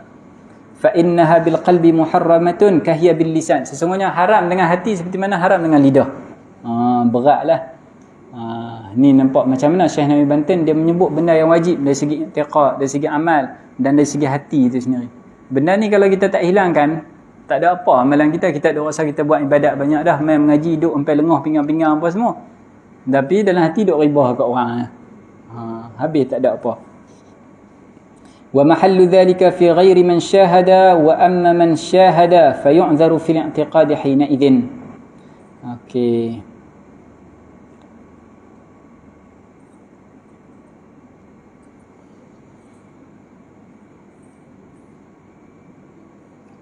Yang ni saya tak dapat. Na'am yanbaghi an yahmilahu ala annahu tab.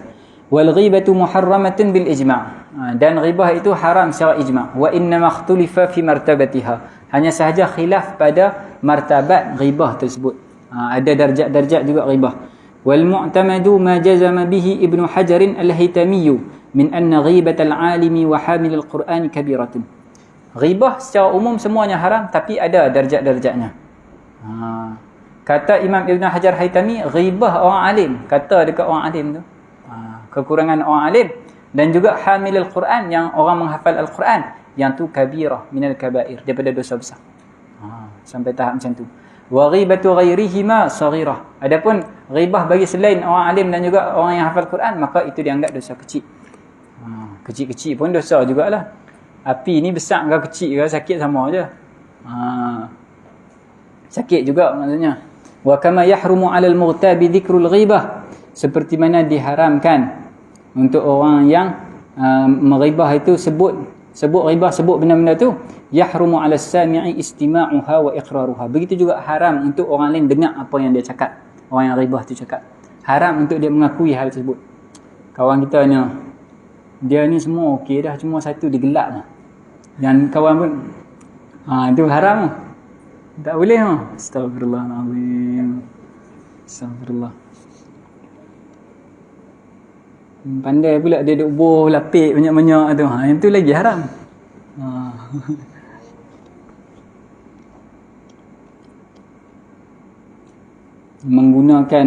Menggunakan apa orang kata, agama untuk tujuan macam tu. Besar tu. Imam Ghazali kata lagi haram, lagi besar dosanya.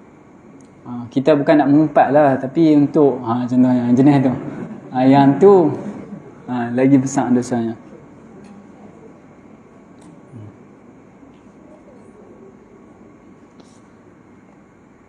Fayajibu ala kulli man sami'a insanan yadhkuru ghibatan muharramatan, wajib ke atas semua orang yang dengar seorang menyebut ghibah yang haram, ayyanhahu, wajib kita cegah dia. Jangan nak sebut tu ghibah tu berdosa. Illam yakhaf dararan zahira, kalau dia tak takut kena kemudaratan yang zahir, kena pukul ke apakah contohnya. Wa qad warada fil hadith, telah datang dalam hadis, man radda ghibata muslimin raddallahu an-nara an wajhihi yaumal qiyamah. Subhanallah, sampai macam tu. Sebab tu susah. Sekali kawan kita pandai pula, dia duduk pusing. Kita duduk kata ghibah jangan sebut. Ni tak sporting lah. Dia duduk pusing macam tu lah. Sampai semua tak boleh duduk dengan hang ni. Dia pandai duduk pusing macam tu pula. Sebab apa yang susah sangat nak cegah ghibah ni? Nabi SAW sebut dalam satu hadis, barang siapa radda ghibata muslim, yang menolak ghibah seorang muslim itu, dia cegah ghibah seorang muslim, raddallahu an-nara an wajhi yaumal qiyamah, Allah Taala akan cegah api neraka daripada kena wajahnya di hari kiamat. Besar sampai macam tu. Jadi padanlah dengan apa yang nak dapat tu, bukan mudah. Fa in lam yastati' izalataha bil yadi wala bil lisan, kalau tak mampu untuk hilangkan perkara tersebut dengan kekuasaannya, tangannya, kuasanya, wala bil lisan, dengan lidahnya tak mampu, faraqa dzalikal majlisa, maka dia tinggalkan tempat tu. Jangan duduk dengan orang yang bercakap hal tersebut. Wala yakhlusul inkaru bihasabil zahir, dan tak lepas, maknanya tak cukup hanya sekadar mengingkari secara zahir. Hanya nak kata macam tu kat kawan kita tak baik, tapi duduk gelak sekali, tu tak boleh. Tak cukup. Fa in qala bi lisanihi uskut, kalau dia kata dekat kawan dia, cukuplah, jangan duk kata dah, jangan duk sebut benda-benda macam ni. Tapi dalam masa sama, wa huwa yastahi bi qalbihi istimrarahu, dalam hati dia sebut lagi. Yang macam tu, fadzalika nifaq, maka itu sifat munafik, itu adalah kemunafikan. Zahir dengan batinnya lain. Fala budda min karahatiha biqalbi, wajib benci dengan hatinya. Mudah saja. Bayangkan macam mana kalau orang kata kat kita macam tu. Kita duk kata kat orang, kawan kita duk kata kat orang, macam mana kalau orang duk sebut macam tu kat kita? Awak tak ada kekurangan kita ni malaikat? Tak. Banyak kalau nak sebut ni, boleh sangat lah. Cuma orang tak sebut tu sebab apa? Sebab mungkin dah kesian, dah sayang. Mudah nak bagi orang sebut, buat bagi orang benci. Keluar semua. Mana yang orang nak sebut tu. Okey. Al-khatimah, penutup. Sammaituha nuqawatal aqidah abiyatuha law yanbaghi an tuqsada. Ay sammaitu hadhihi al-manzumata nuqawatal aqidah. Aku namakan nazam ini nuqawatal aqidah, ay khiyaraha, iaitu akidah yang terpilih, yang baiklah, yang terbaik. Fadzalika yanbaghi an tuqsada, ini yang patut untuk dituju yang patut untuk kita mengajilah. Wa abyatuha 36 baita, ada 36 bait semuanya. Qauluhu, kata nazim, an tuqsadah bil bina'i lil majhul, maksudnya mabni lil majhul, bukan an taqsidah, an tuqsadah. Ha itu lil waqfi, lis sakti, maksudnya bila break Arab dia tak break dengan huruf yang berbaris, tak boleh sebut an tuqsada, macam tu tak boleh. Jadi bila dia break dia kata an tuqsadah. Ra daripada ra'a yara, lihatlah ra, dia tak sebut ra, dia sebut rah. Macam tu. Waqa yaqi, halanglah. Qi, dia tak sebut qi, dia sebut qih. Kalau dia break dekat huruf tersebut, ha tu namanya ha us-sakti. Untuk break ha tersebut.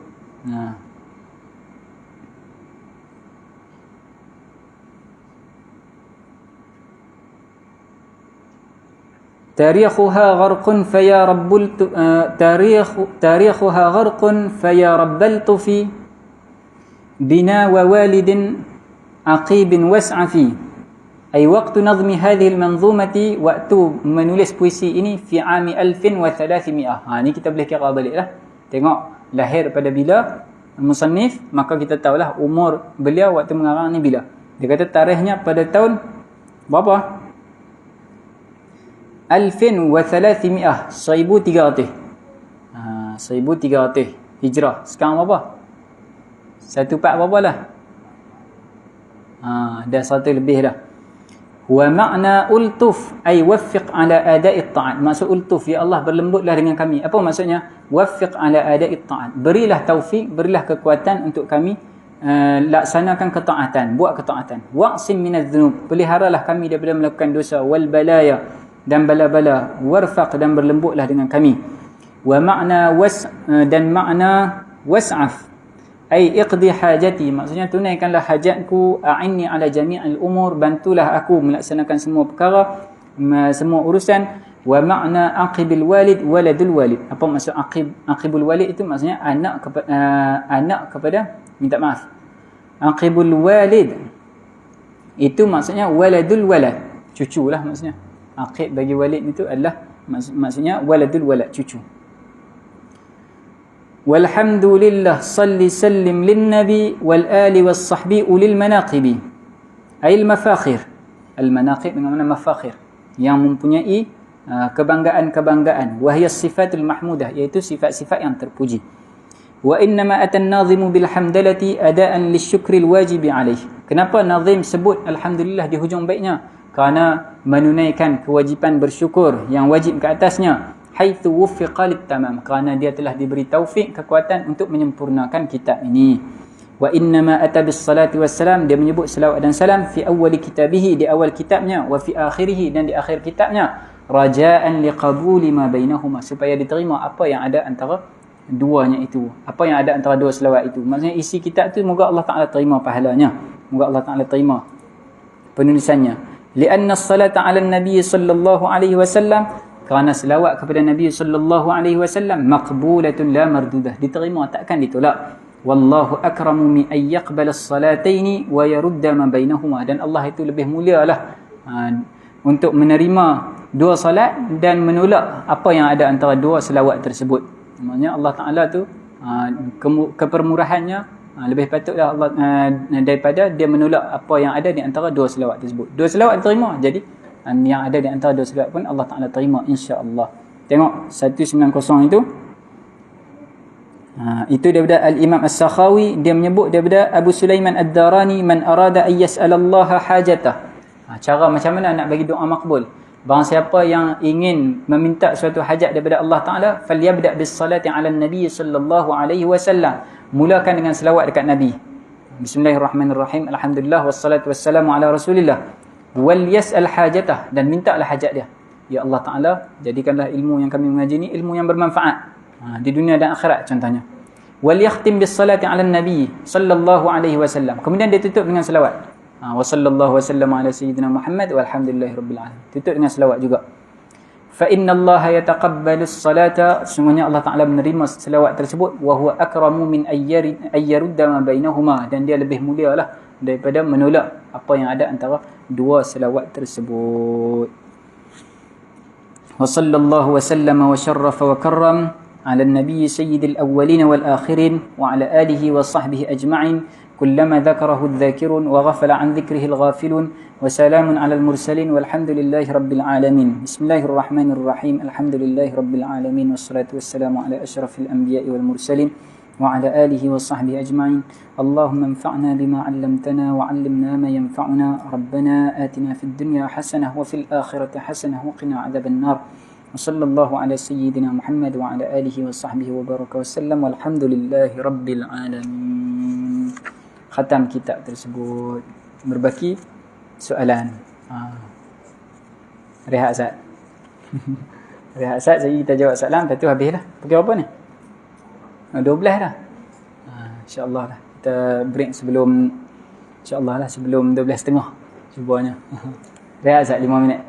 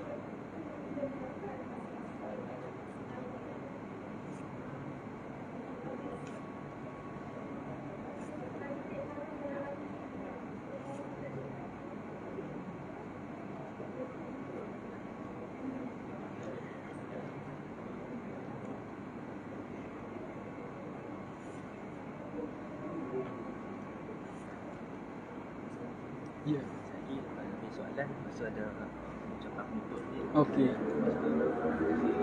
Gambar. Okey, boleh. Boleh insya-Allah.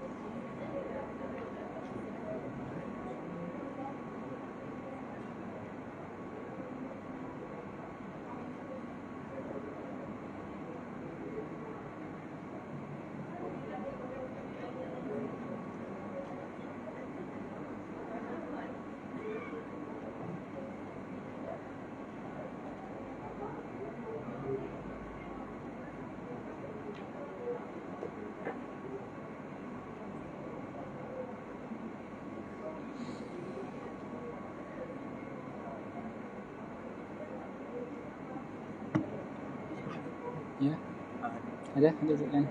Kalau ada yang ni boleh je. Boleh kita sambung.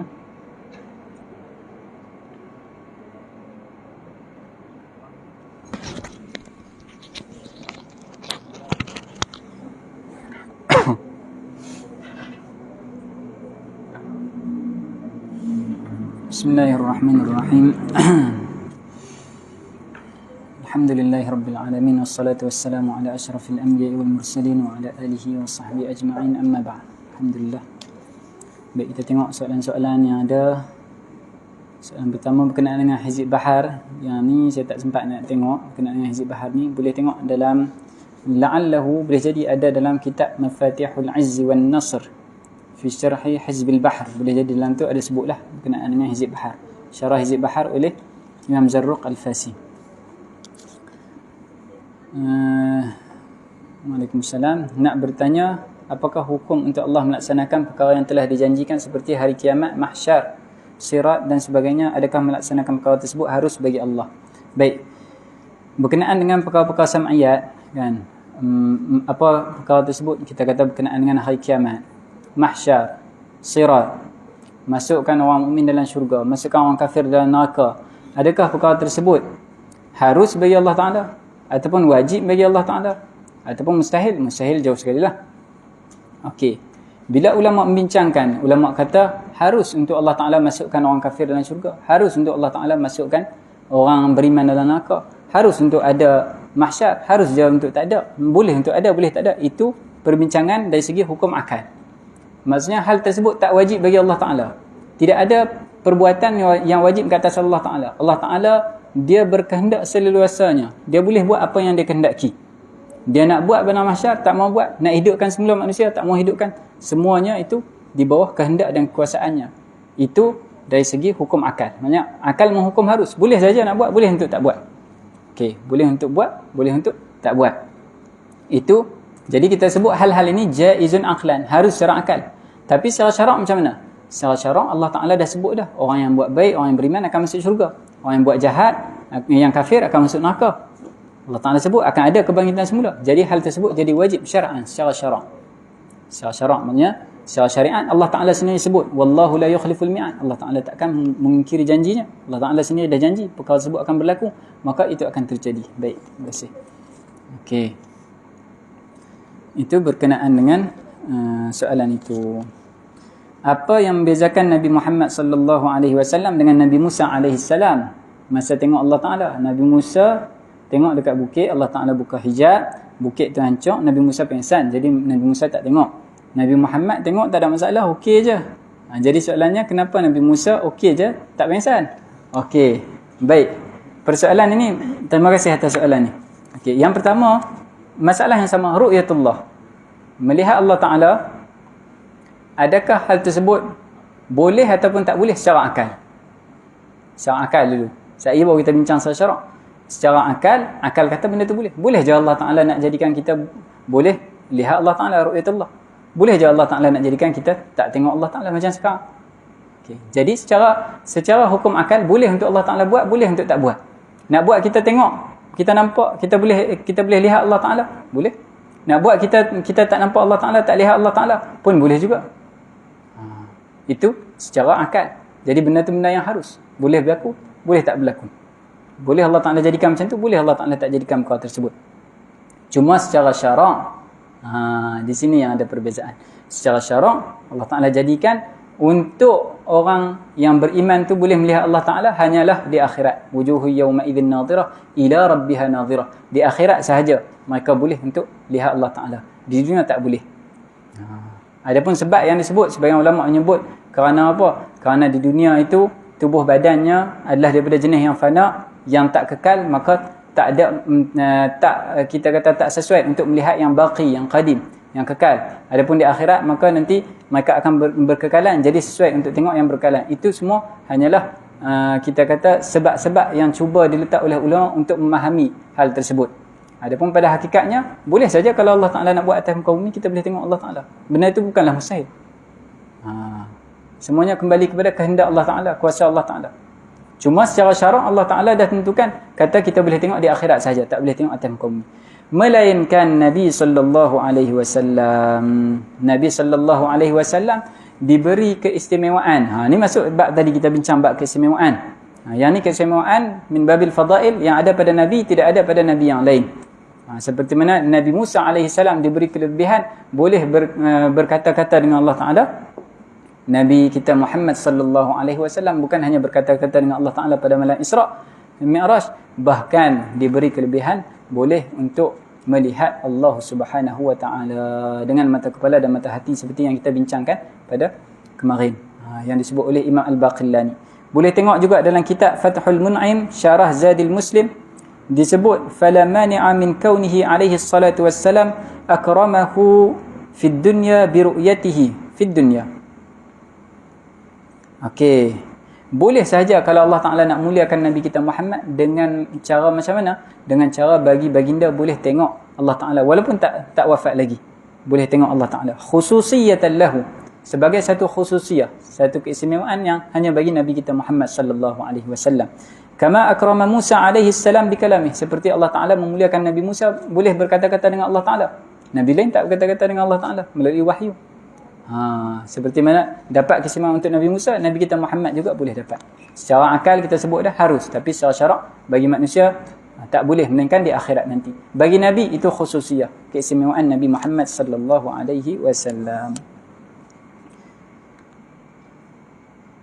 Bukankah ada Nabi yang pernah request minta daripada Allah Ta'ala untuk tengok Allah Ta'ala, tapi jawapannya tak boleh tengok Allah Ta'ala? Okey, ni saya rasa sama juga. Okey, soalan yang sama dah terjawab. Ni soalan yang kemarin, soalan berkenaan dengan melihat Allah Ta'ala itu menafikan Allah Ta'ala tak jisim. Bila balik, duk fikir balik, saya nampak dah. Jadi dia nak maksudkan di sini, adakah lazim bila kita isbat ru'yatullah maka ternafi jismiyah? Ataupun tidak? Tak. Perkara tersebut tak seperti itu. Seperti mana pendapat golongan mujassimah yang mengatakan kalau isbat ru'yah maka lazim Tuhan tu jisim, pun tak lazim juga. Maksudnya kalau isbat ru'yah boleh tengok, tak maksudnya benda tu jisim. Tak maksudnya benda tu berarah, tak maksudnya benda tu bertepat. Sebab kita dah sebut dah, ilah boleh tengok tu adalah wujud. Bukanlah sebab dia tu arad ataupun sebab dia tu jauhar, tapi sebab dia wujud. Okey. Baik, itu yang soalan kemarin lah. Secara ringkasnya. Okey. Macam ada soalan yang lain yang saya terlepas. Saya rasa ada yang lain, tak tahu jatuh tengah jalan ke macam mana. Okey. Apakah beza ghibah dengan namimah? Cuba tengok balik tadi. Muka soal apa yang disebut tu. Ta'rif yang diberi pada ghibah dan juga namimah.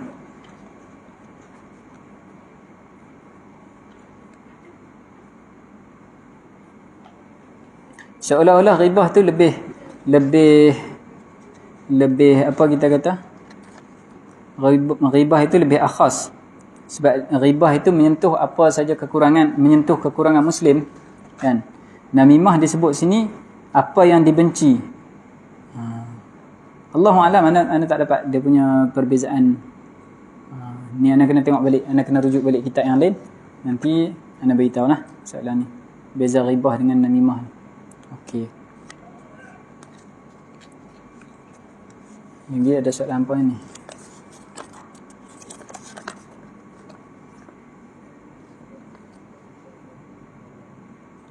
Allahu a'lam. Soalan ni pun saya tak tahu juga. Sebelum ditiupkan roh, adakah kita dah dibentangkan pada kita kehidupan dunia, diberi pilihan sejuk ataupun tidak? Allahu a'lam. Saya tak tahu.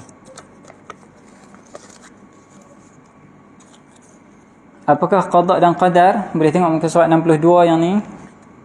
Kita dah bincangkan pada minggu lepas. Mungkin dia akan jadi pening kerana qada qadar ni ada khilaf antara Asy'ariyah dan juga Maturidiyah. Yang kita sebut kemarin, yang Syekh Nawawi sebut qada dan qadar. Qadar adalah Allah Ta'ala mengetahui semua yang akan terjadi itu macam mana. Qada tu Allah Ta'ala buat bagi benda tu wujud jadi seperti mana yang dia ketahui. Itu di sisi pandangan Maturidiyah.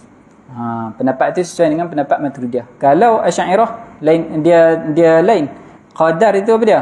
Kalau tadi kita kata qadar ilmu Allah Ta'ala akan semua perkara, apa macam mana nak jadi. Tapi qadar di sisi Asy'ariyah ijadullahil asya. Allah Ta'ala jadikan benda tu. Yang jadi itu disebut sebagai qadar. Jadikan sesuai dengan kadarnya, sesuai dengan rupanya, sesuai seperti apa yang Allah Ta'ala kehendaki. Qada tu pula adalah kehendak Allah Ta'ala yang azali. Allah Ta'ala nak benda tu jadi macam mana. Jadi seolah-olah terbaliklah antara Asy'ariyah dengan Maturidiyah. Asas akidah Islam, asas akidah Islam, rukun iman, rukun Islam, asasnya lah, itu mudah.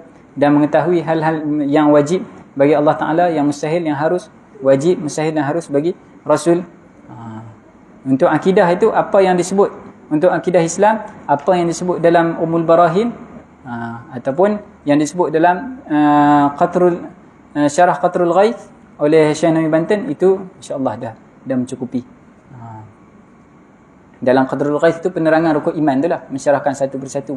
Bila kita bincang tentang sifat wajib, sifat mustahil dan juga hal yang harus, itu baru menyentuh tentang al-imanu billah dulu, antuk mina billah, baru satu benda. Rasul, menyentuh sifat-sifat Rasul, siapa Rasul. Jadi apa yang kita sebut ni, yang ni dah asas-asas akidahnya, yang takkan berubah dah perkara ini. Daripada zaman Nabi Adam AS sampai zaman Nabi Muhammad, sampailah ke akhirat, benda yang sama, takkan berubah asas ini. Kalau ditanya di mana Allah, bagaimana perlu menjawab? Kata Imam Tahawi, la tahwihil jihatus sittu kasairil mubtada'at. Dia tu tidaklah berada dalam mana-mana arah, seperti mana benda-benda yang baru dicipta. Kalau tak ada arah, maka tak ada lah yang kata tempat tersebut. Okey. La yahwihi makan, kana Allah wa la syai'a ma'ahu wa huwa al-an 'ala ma 'alayhi kan. Allah Ta'ala ada, tak ada satu makhluk apa pun tak ada. Tempat pun tak ada. Dan Allah Ta'ala itu sentiasalah sama seperti mana dia sedia ada. Sebab tak ada perubahan pada diri Allah Ta'ala. Qadim, kekal selama-lamanya, tak berlaku perubahan. Yang berubah tu pada manusia. Dan kita dah bahaskan sebelum ni makna tempat tersebut. Makna tempat, dan makna tempat itu mustahil bagi Allah Ta'ala. Jadi soalan tu yang tak kena sebenarnya. Seperti mana orang yang bertanya, boleh tak Allah Ta'ala jadikan batu yang besar sampai dia tak larat nak angkat? Soalan tu pun tak kena. Menjadikan batu yang besar dalam kuasa Allah Ta'ala, tak larat, itu mustahil. Kalau tanya boleh tak tempat, maknanya dia tanya benda yang mustahil bagi Allah Ta'ala. Seolah-olah dia tanya boleh tak ada sekutu bagi Allah Ta'ala. Sama. Cumanya yang ni dia kena nazar, kena teliti, nak faham tempat dulu. Yang tadi sebut sekutu tu jelas dah. Itu. Jadi sama aja dari segi kemustahilan hal tersebut. Kemudian soalan dia yang mula-mula tu, saya baca yang soalan 2, 3, 4. Soalan yang pertama tu yang paling panjang nak jawab tu. Apakah itu tauhid 3 dan benarkah tauhid tersebut? Soalan dia. Yang ni ambil masa lama nak kena sadi tu. Okey. Tauhid 3 ni, yang pertama kita kena faham siapa yang membawa tauhid 3. Yang bawa tauhid 3 adalah golongan Wahhabiyah. Tak, depa kata mereka adalah salaf contohnya. Golongan Salafiyah. Wahhabiyah itu adalah nama yang diredai oleh a'immah mereka, disebut oleh a'immah mereka. Boleh tengok dalam kitab Ad-Durarus Saniyah yang mengumpulkan rasail imam-imam mazhab mereka. Waktu mula perkembangan, dalam tu disebut nahnu ma'asyiral wahhabiyah, jelas. Bukan satu tempat, bukan dua tempat. Jadi jelas mereka mengaku mereka itu digelar sebagai Wahhabi. Wahhabiyah, ataupun mereka sebut sebagai ahlud da'watin najdiyah. Dakwah Najdiyah. Mereka sebut jelas benda tu. Ada rujukan dekat kita. Mereka pun tahu. Tapi bila mana ulama sebut, ulama mengarang, ulama dari Maghrib, ulama dari Masyrik, semuanya menyebut kesatan golongan Wahhabiyah, jadi akhirnya mereka tukar nama. Tukar nama. Sebab nama yang awal tu orang dah benci sangat dah. Walaupun nama tu yang diredai oleh pengasas mazhab mereka.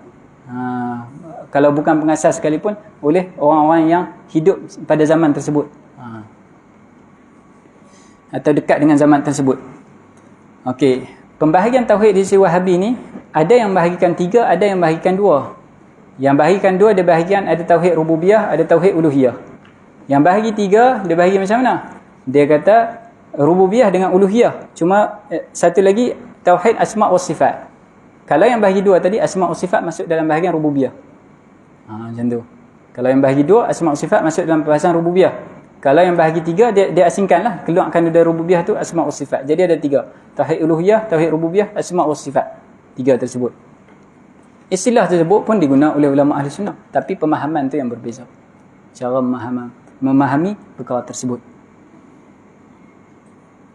Dan bagi mereka, orang kafir zaman jahiliah tu, mereka ada tak tauhid? Ada. Tauhid mana? Tauhid rububiyah mereka ada. Yang mereka tak ada apa? Tauhid uluhiyah mereka tak ada. Rububiyah bagi mereka tu orang kafir jahiliah ada. Maknanya masih ada tauhid rububiyah. Yang tak ada tauhid uluhiyah. Siapa yang sebut ni?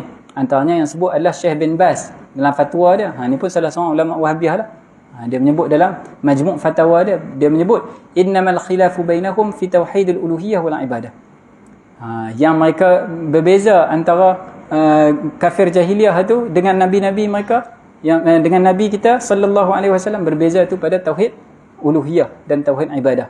Uluhiyah juga disebut sebagai tauhidul uluhiyah wal ibadah, disebut macam tu. Adapun rububiyah sama. Jadi sekarang kena faham apa makna tauhid rububiyah. Nak hukum tak boleh hukum lagi, nak kata sesat tak sesat, kena faham dulu tiga-tiga. Al-hukmu ala syai'in far'un tasawwurih. Kena faham dulu baru boleh hukum. Dia kata tauhid rububiyah itu apa? Al-iqraru bi anna Allah rabbu kulli syai'.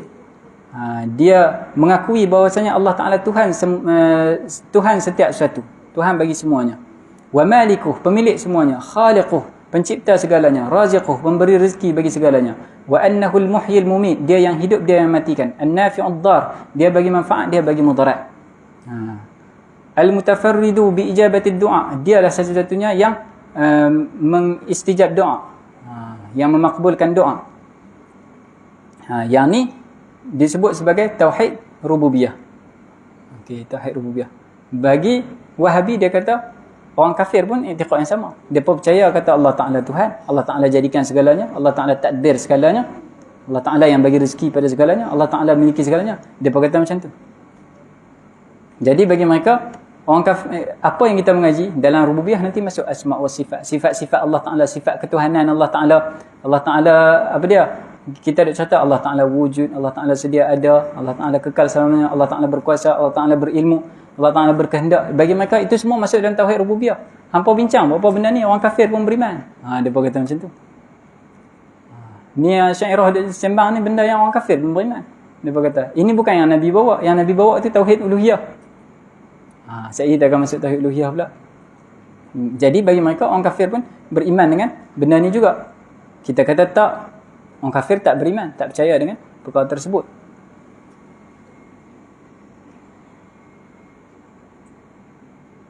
Kenapa? Apa bukti dia?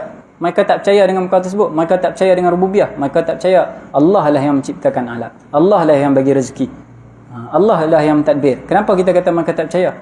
Kerana mereka mensyirikkan Allah Ta'ala. Betul tak? Mereka sembah berhala-berhala. Kalau orang tu betul-betul berkeyakinan bahawasanya Allah Ta'ala yang menjadikan seluruh alam, Allah Ta'ala yang mentadbir seluruh alam, Allah Ta'ala yang bagi rezeki pada seluruh alam, Allah Ta'ala bagi manfaat, bagi mudarat, rasa-rasa dia cari tak selain Allah Ta'ala? Dia tak cari. Kalau dia betul-betul faham tauhid rububiyah, maka dia takkan jadi syirik. Macam mana kalian kata orang kafir ni faham tauhid rububiyah, beriman dengan tauhid rububiyah, tapi mereka syirik? Benda itu tanaqud. Benda yang bercanggah sama sekali. Tak kena perkara tersebut.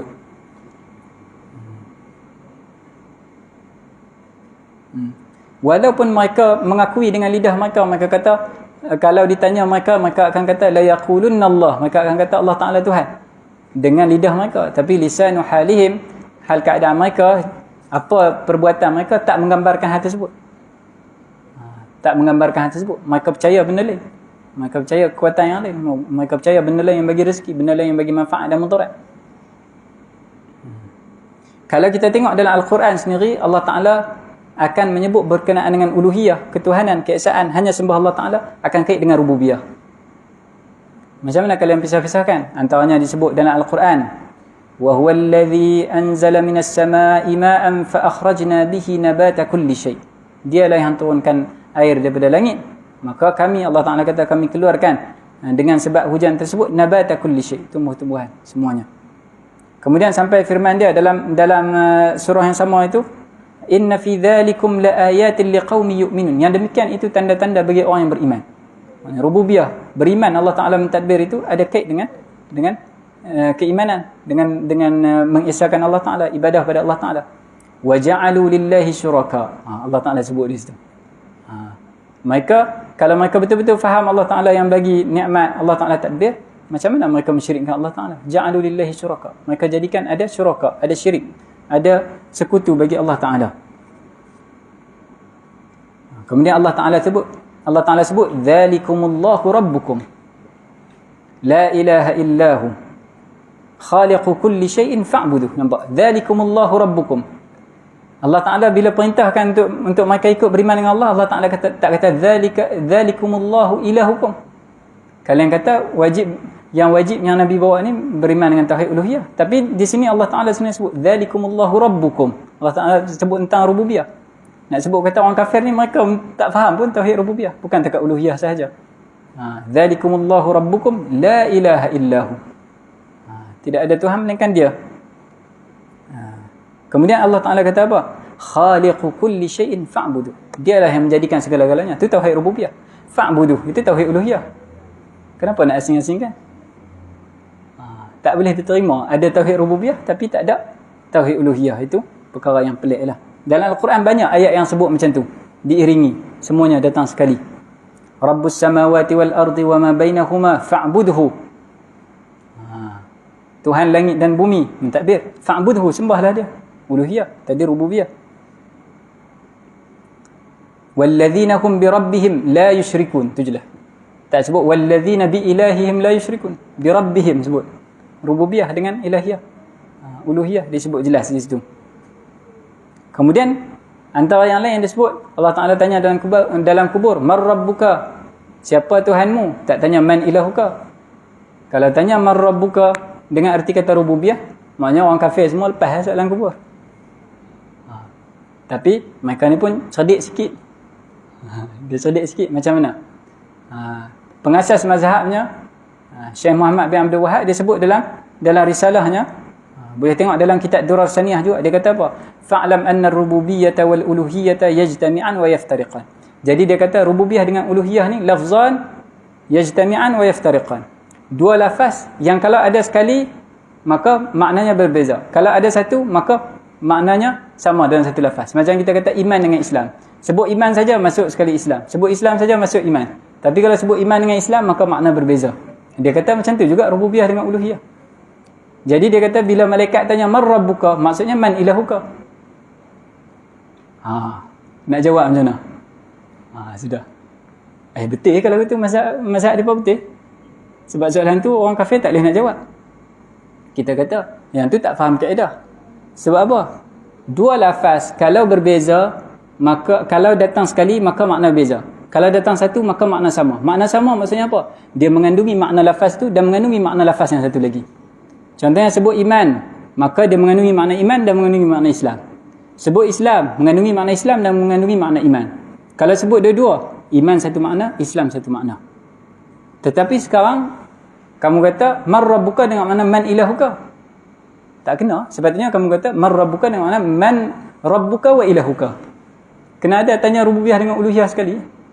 Bukanlah bila tinggal satu lafaz dia ambil makna kawan sebelah. Itu kaedah lurah pun dah tak lepas dah di situ. Jadi situ ada masalah lah. Dari segi penerangan akidah mereka tersebut. Dan begitu juga kalau mereka faham macam tu, kalau sebut man rabbuka dengan makna man ilahuka sahaja, maka kalau sebut ilah pun kena faham makna rabb sahaja. Pun mereka tak terima benda tu. Terus rosak mazhab dia pun kalau mereka ikut kaedah imam mazhab mereka. Ni yang tanya soalan boleh faham tak? Itu baru tauhid rububiyah. Masuk tauhid uluhiyah pula 12 tengah. Baru tauhid rububiyah, masuk tauhid uluhiyah. Uluhiyah dengan arti kata apa? Bagi mereka tauhid uluhiyah itu maknanya apa? Ifradullah ta'ala bi jami'i anwa'il ibadah. Esakan Allah Ta'ala dengan semua ibadat. Hanya sembah Allah Ta'ala. Al-zahirah wal batinah. Zahir dan batin. Qawlan wa amalan. Dan juga nafyul ibadati amman siwah. Nafikan ibadah bagi selain Allah Ta'ala. Zahirnya okey tak? Okey? Tak ada masalah. Masalahnya dekat mana? Masalah bila mereka mentakrifkan makna ibadah. Apa makna ibadah di sisi mereka? Bagi mereka ibadah itu ada tazallul dan khudu' itu dah kira ibadah. Apa dia? Tunduk, taat, patuh itu dah masuk dalam ibadah bagi mereka. Khudu', taat dan khudu' tu, tazallul, itu dah kira ibadat bagi mereka. Kalau begitu tak boleh. Sebab apa? Nanti masuk orang ibadat khuduk dan taat pada ibu bapa, khuduk dan taat pada Nabi. Sebab tu mereka tak boleh sangat. Kalau sayang Nabi lebih-lebih tak boleh. Khuduk taat patuh pada Nabi SAW lebih-lebih tak boleh. Pada tok guru lebih-lebih tak boleh. Sebab apa? Bagi mereka dah jadi ibadah, dah syirik kan. Masalah dalam mentakrifkan ibadat tersebut. Kita kata tak. Khuduk, tadallul, taat itu bukan itu sahaja, tapi ada hal lain yang menyebabkan benda itu jadi ibadah. Apa dia? I'tiqad rububiyah pada orang pula. I'tiqad rububiyah pada benda yang kita taat, yang kita khuduk, yang kita tunduk patuh. I'tiqad ada sifat ketuhanan pada dia. Waktu itu barulah jadi ibadah. Sembah Allah Ta'ala, i'tiqad ada sifat ketuhanan pada Allah Ta'ala. Ini bukan sebut saya saja, ada dalilnya. Antaranya firman Allah Ta'ala, وَاتَّخَذُوا مِن دُونِ اللَّهِ آلِهَةً لَعَلَّهُمْ يُنصَرُونَ. Maksudnya orang kafir itu mereka sembah patung, batu, berhala itu. Kenapa? Mereka jadikannya Tuhan, la'allahum yunsarun, moga mereka dibantu. Maksudnya mereka i'tiqad rububiyah, i'tiqad ada takdir bagi patung batu tersebut. Bukan hanya tunduk, bukan hanya patuh, bukan hanya taat pada patung batu itu. Okey. Am lahum alihatun tamna'uhum min dunina. Adakah bagi mereka itu ada tuhan-tuhan yang dapat untuk mencegah? Mereka i'tiqad bahawasanya batu-batu, sanam-sanam tu boleh untuk mencegah kemudaratan. Maksudnya i'tiqad ada sifat rububiyah. Jadi ibadah tu hanya jadi bila ada khuduk, tadallul, taat beserta dengan i'tiqad rububiyah pada makhluk tersebut. Itu yang sepatutnya, itu yang berasaskan daripada Al-Quran. Kalau ambil setengah-setengah, maka pakai jadi syirik habis. Ente tunduk pun, ente salam tangan tok guru, ente tunduk pun habis lah. Syirik yang ente. Allahu'alam. Bahayalah golongan macam ni. Dan dia akan beri kesan pada suluk, pada perbuatan orang tersebut, pada i'tiqad orang tersebut. Boleh tengok perbahasan ni lebih lanjut dalam kitab Ar-Ru'yatul Wahhabiyyah Lit-Tauhid. Tengok kitab dia tebal, dalam 700 muka surat kalau tak silap saya. Ar-Ru'yatul Wahhabiyyah Lit-Tauhid ada menerangkan hal ini. Begitu juga kalau benda lain, bacaan lain yang nak baca, nak tengok betul ke golongan ni sampai macam ni sekali. Saya buat siap dah. Takfirul Wahhabiyyati li'umumil ummatil Muhammadiyah. Dan ini sebut kat mana teks-teks mereka daripada kitab mereka yang mereka mengkafirkan orang Islam. Mengkafirkan umat Islam. Bukan satu, kita buat satu lagi. Macam jual kitab pula. Kashful khafa an abathil Wahhabiyyati bi kutubil ulama. Dekat mana yang mereka tahrif kitab ulama? Pun ada juga. Nak beli jangan kontak ana. Bukan jual kitab. Bacalah, jangan tak baca. Dengar saja. Dengar ana sebut saja tak jadi. Balik baca sendiri. Sekali orang kata, oh ni dah memang musuh dia. Dia bolehlah buh api banyak-banyak. Tak baca. Kaji. InsyaAllah. Itu berkenaan dengan soalan tersebut. Wallahu ta'ala a'lam.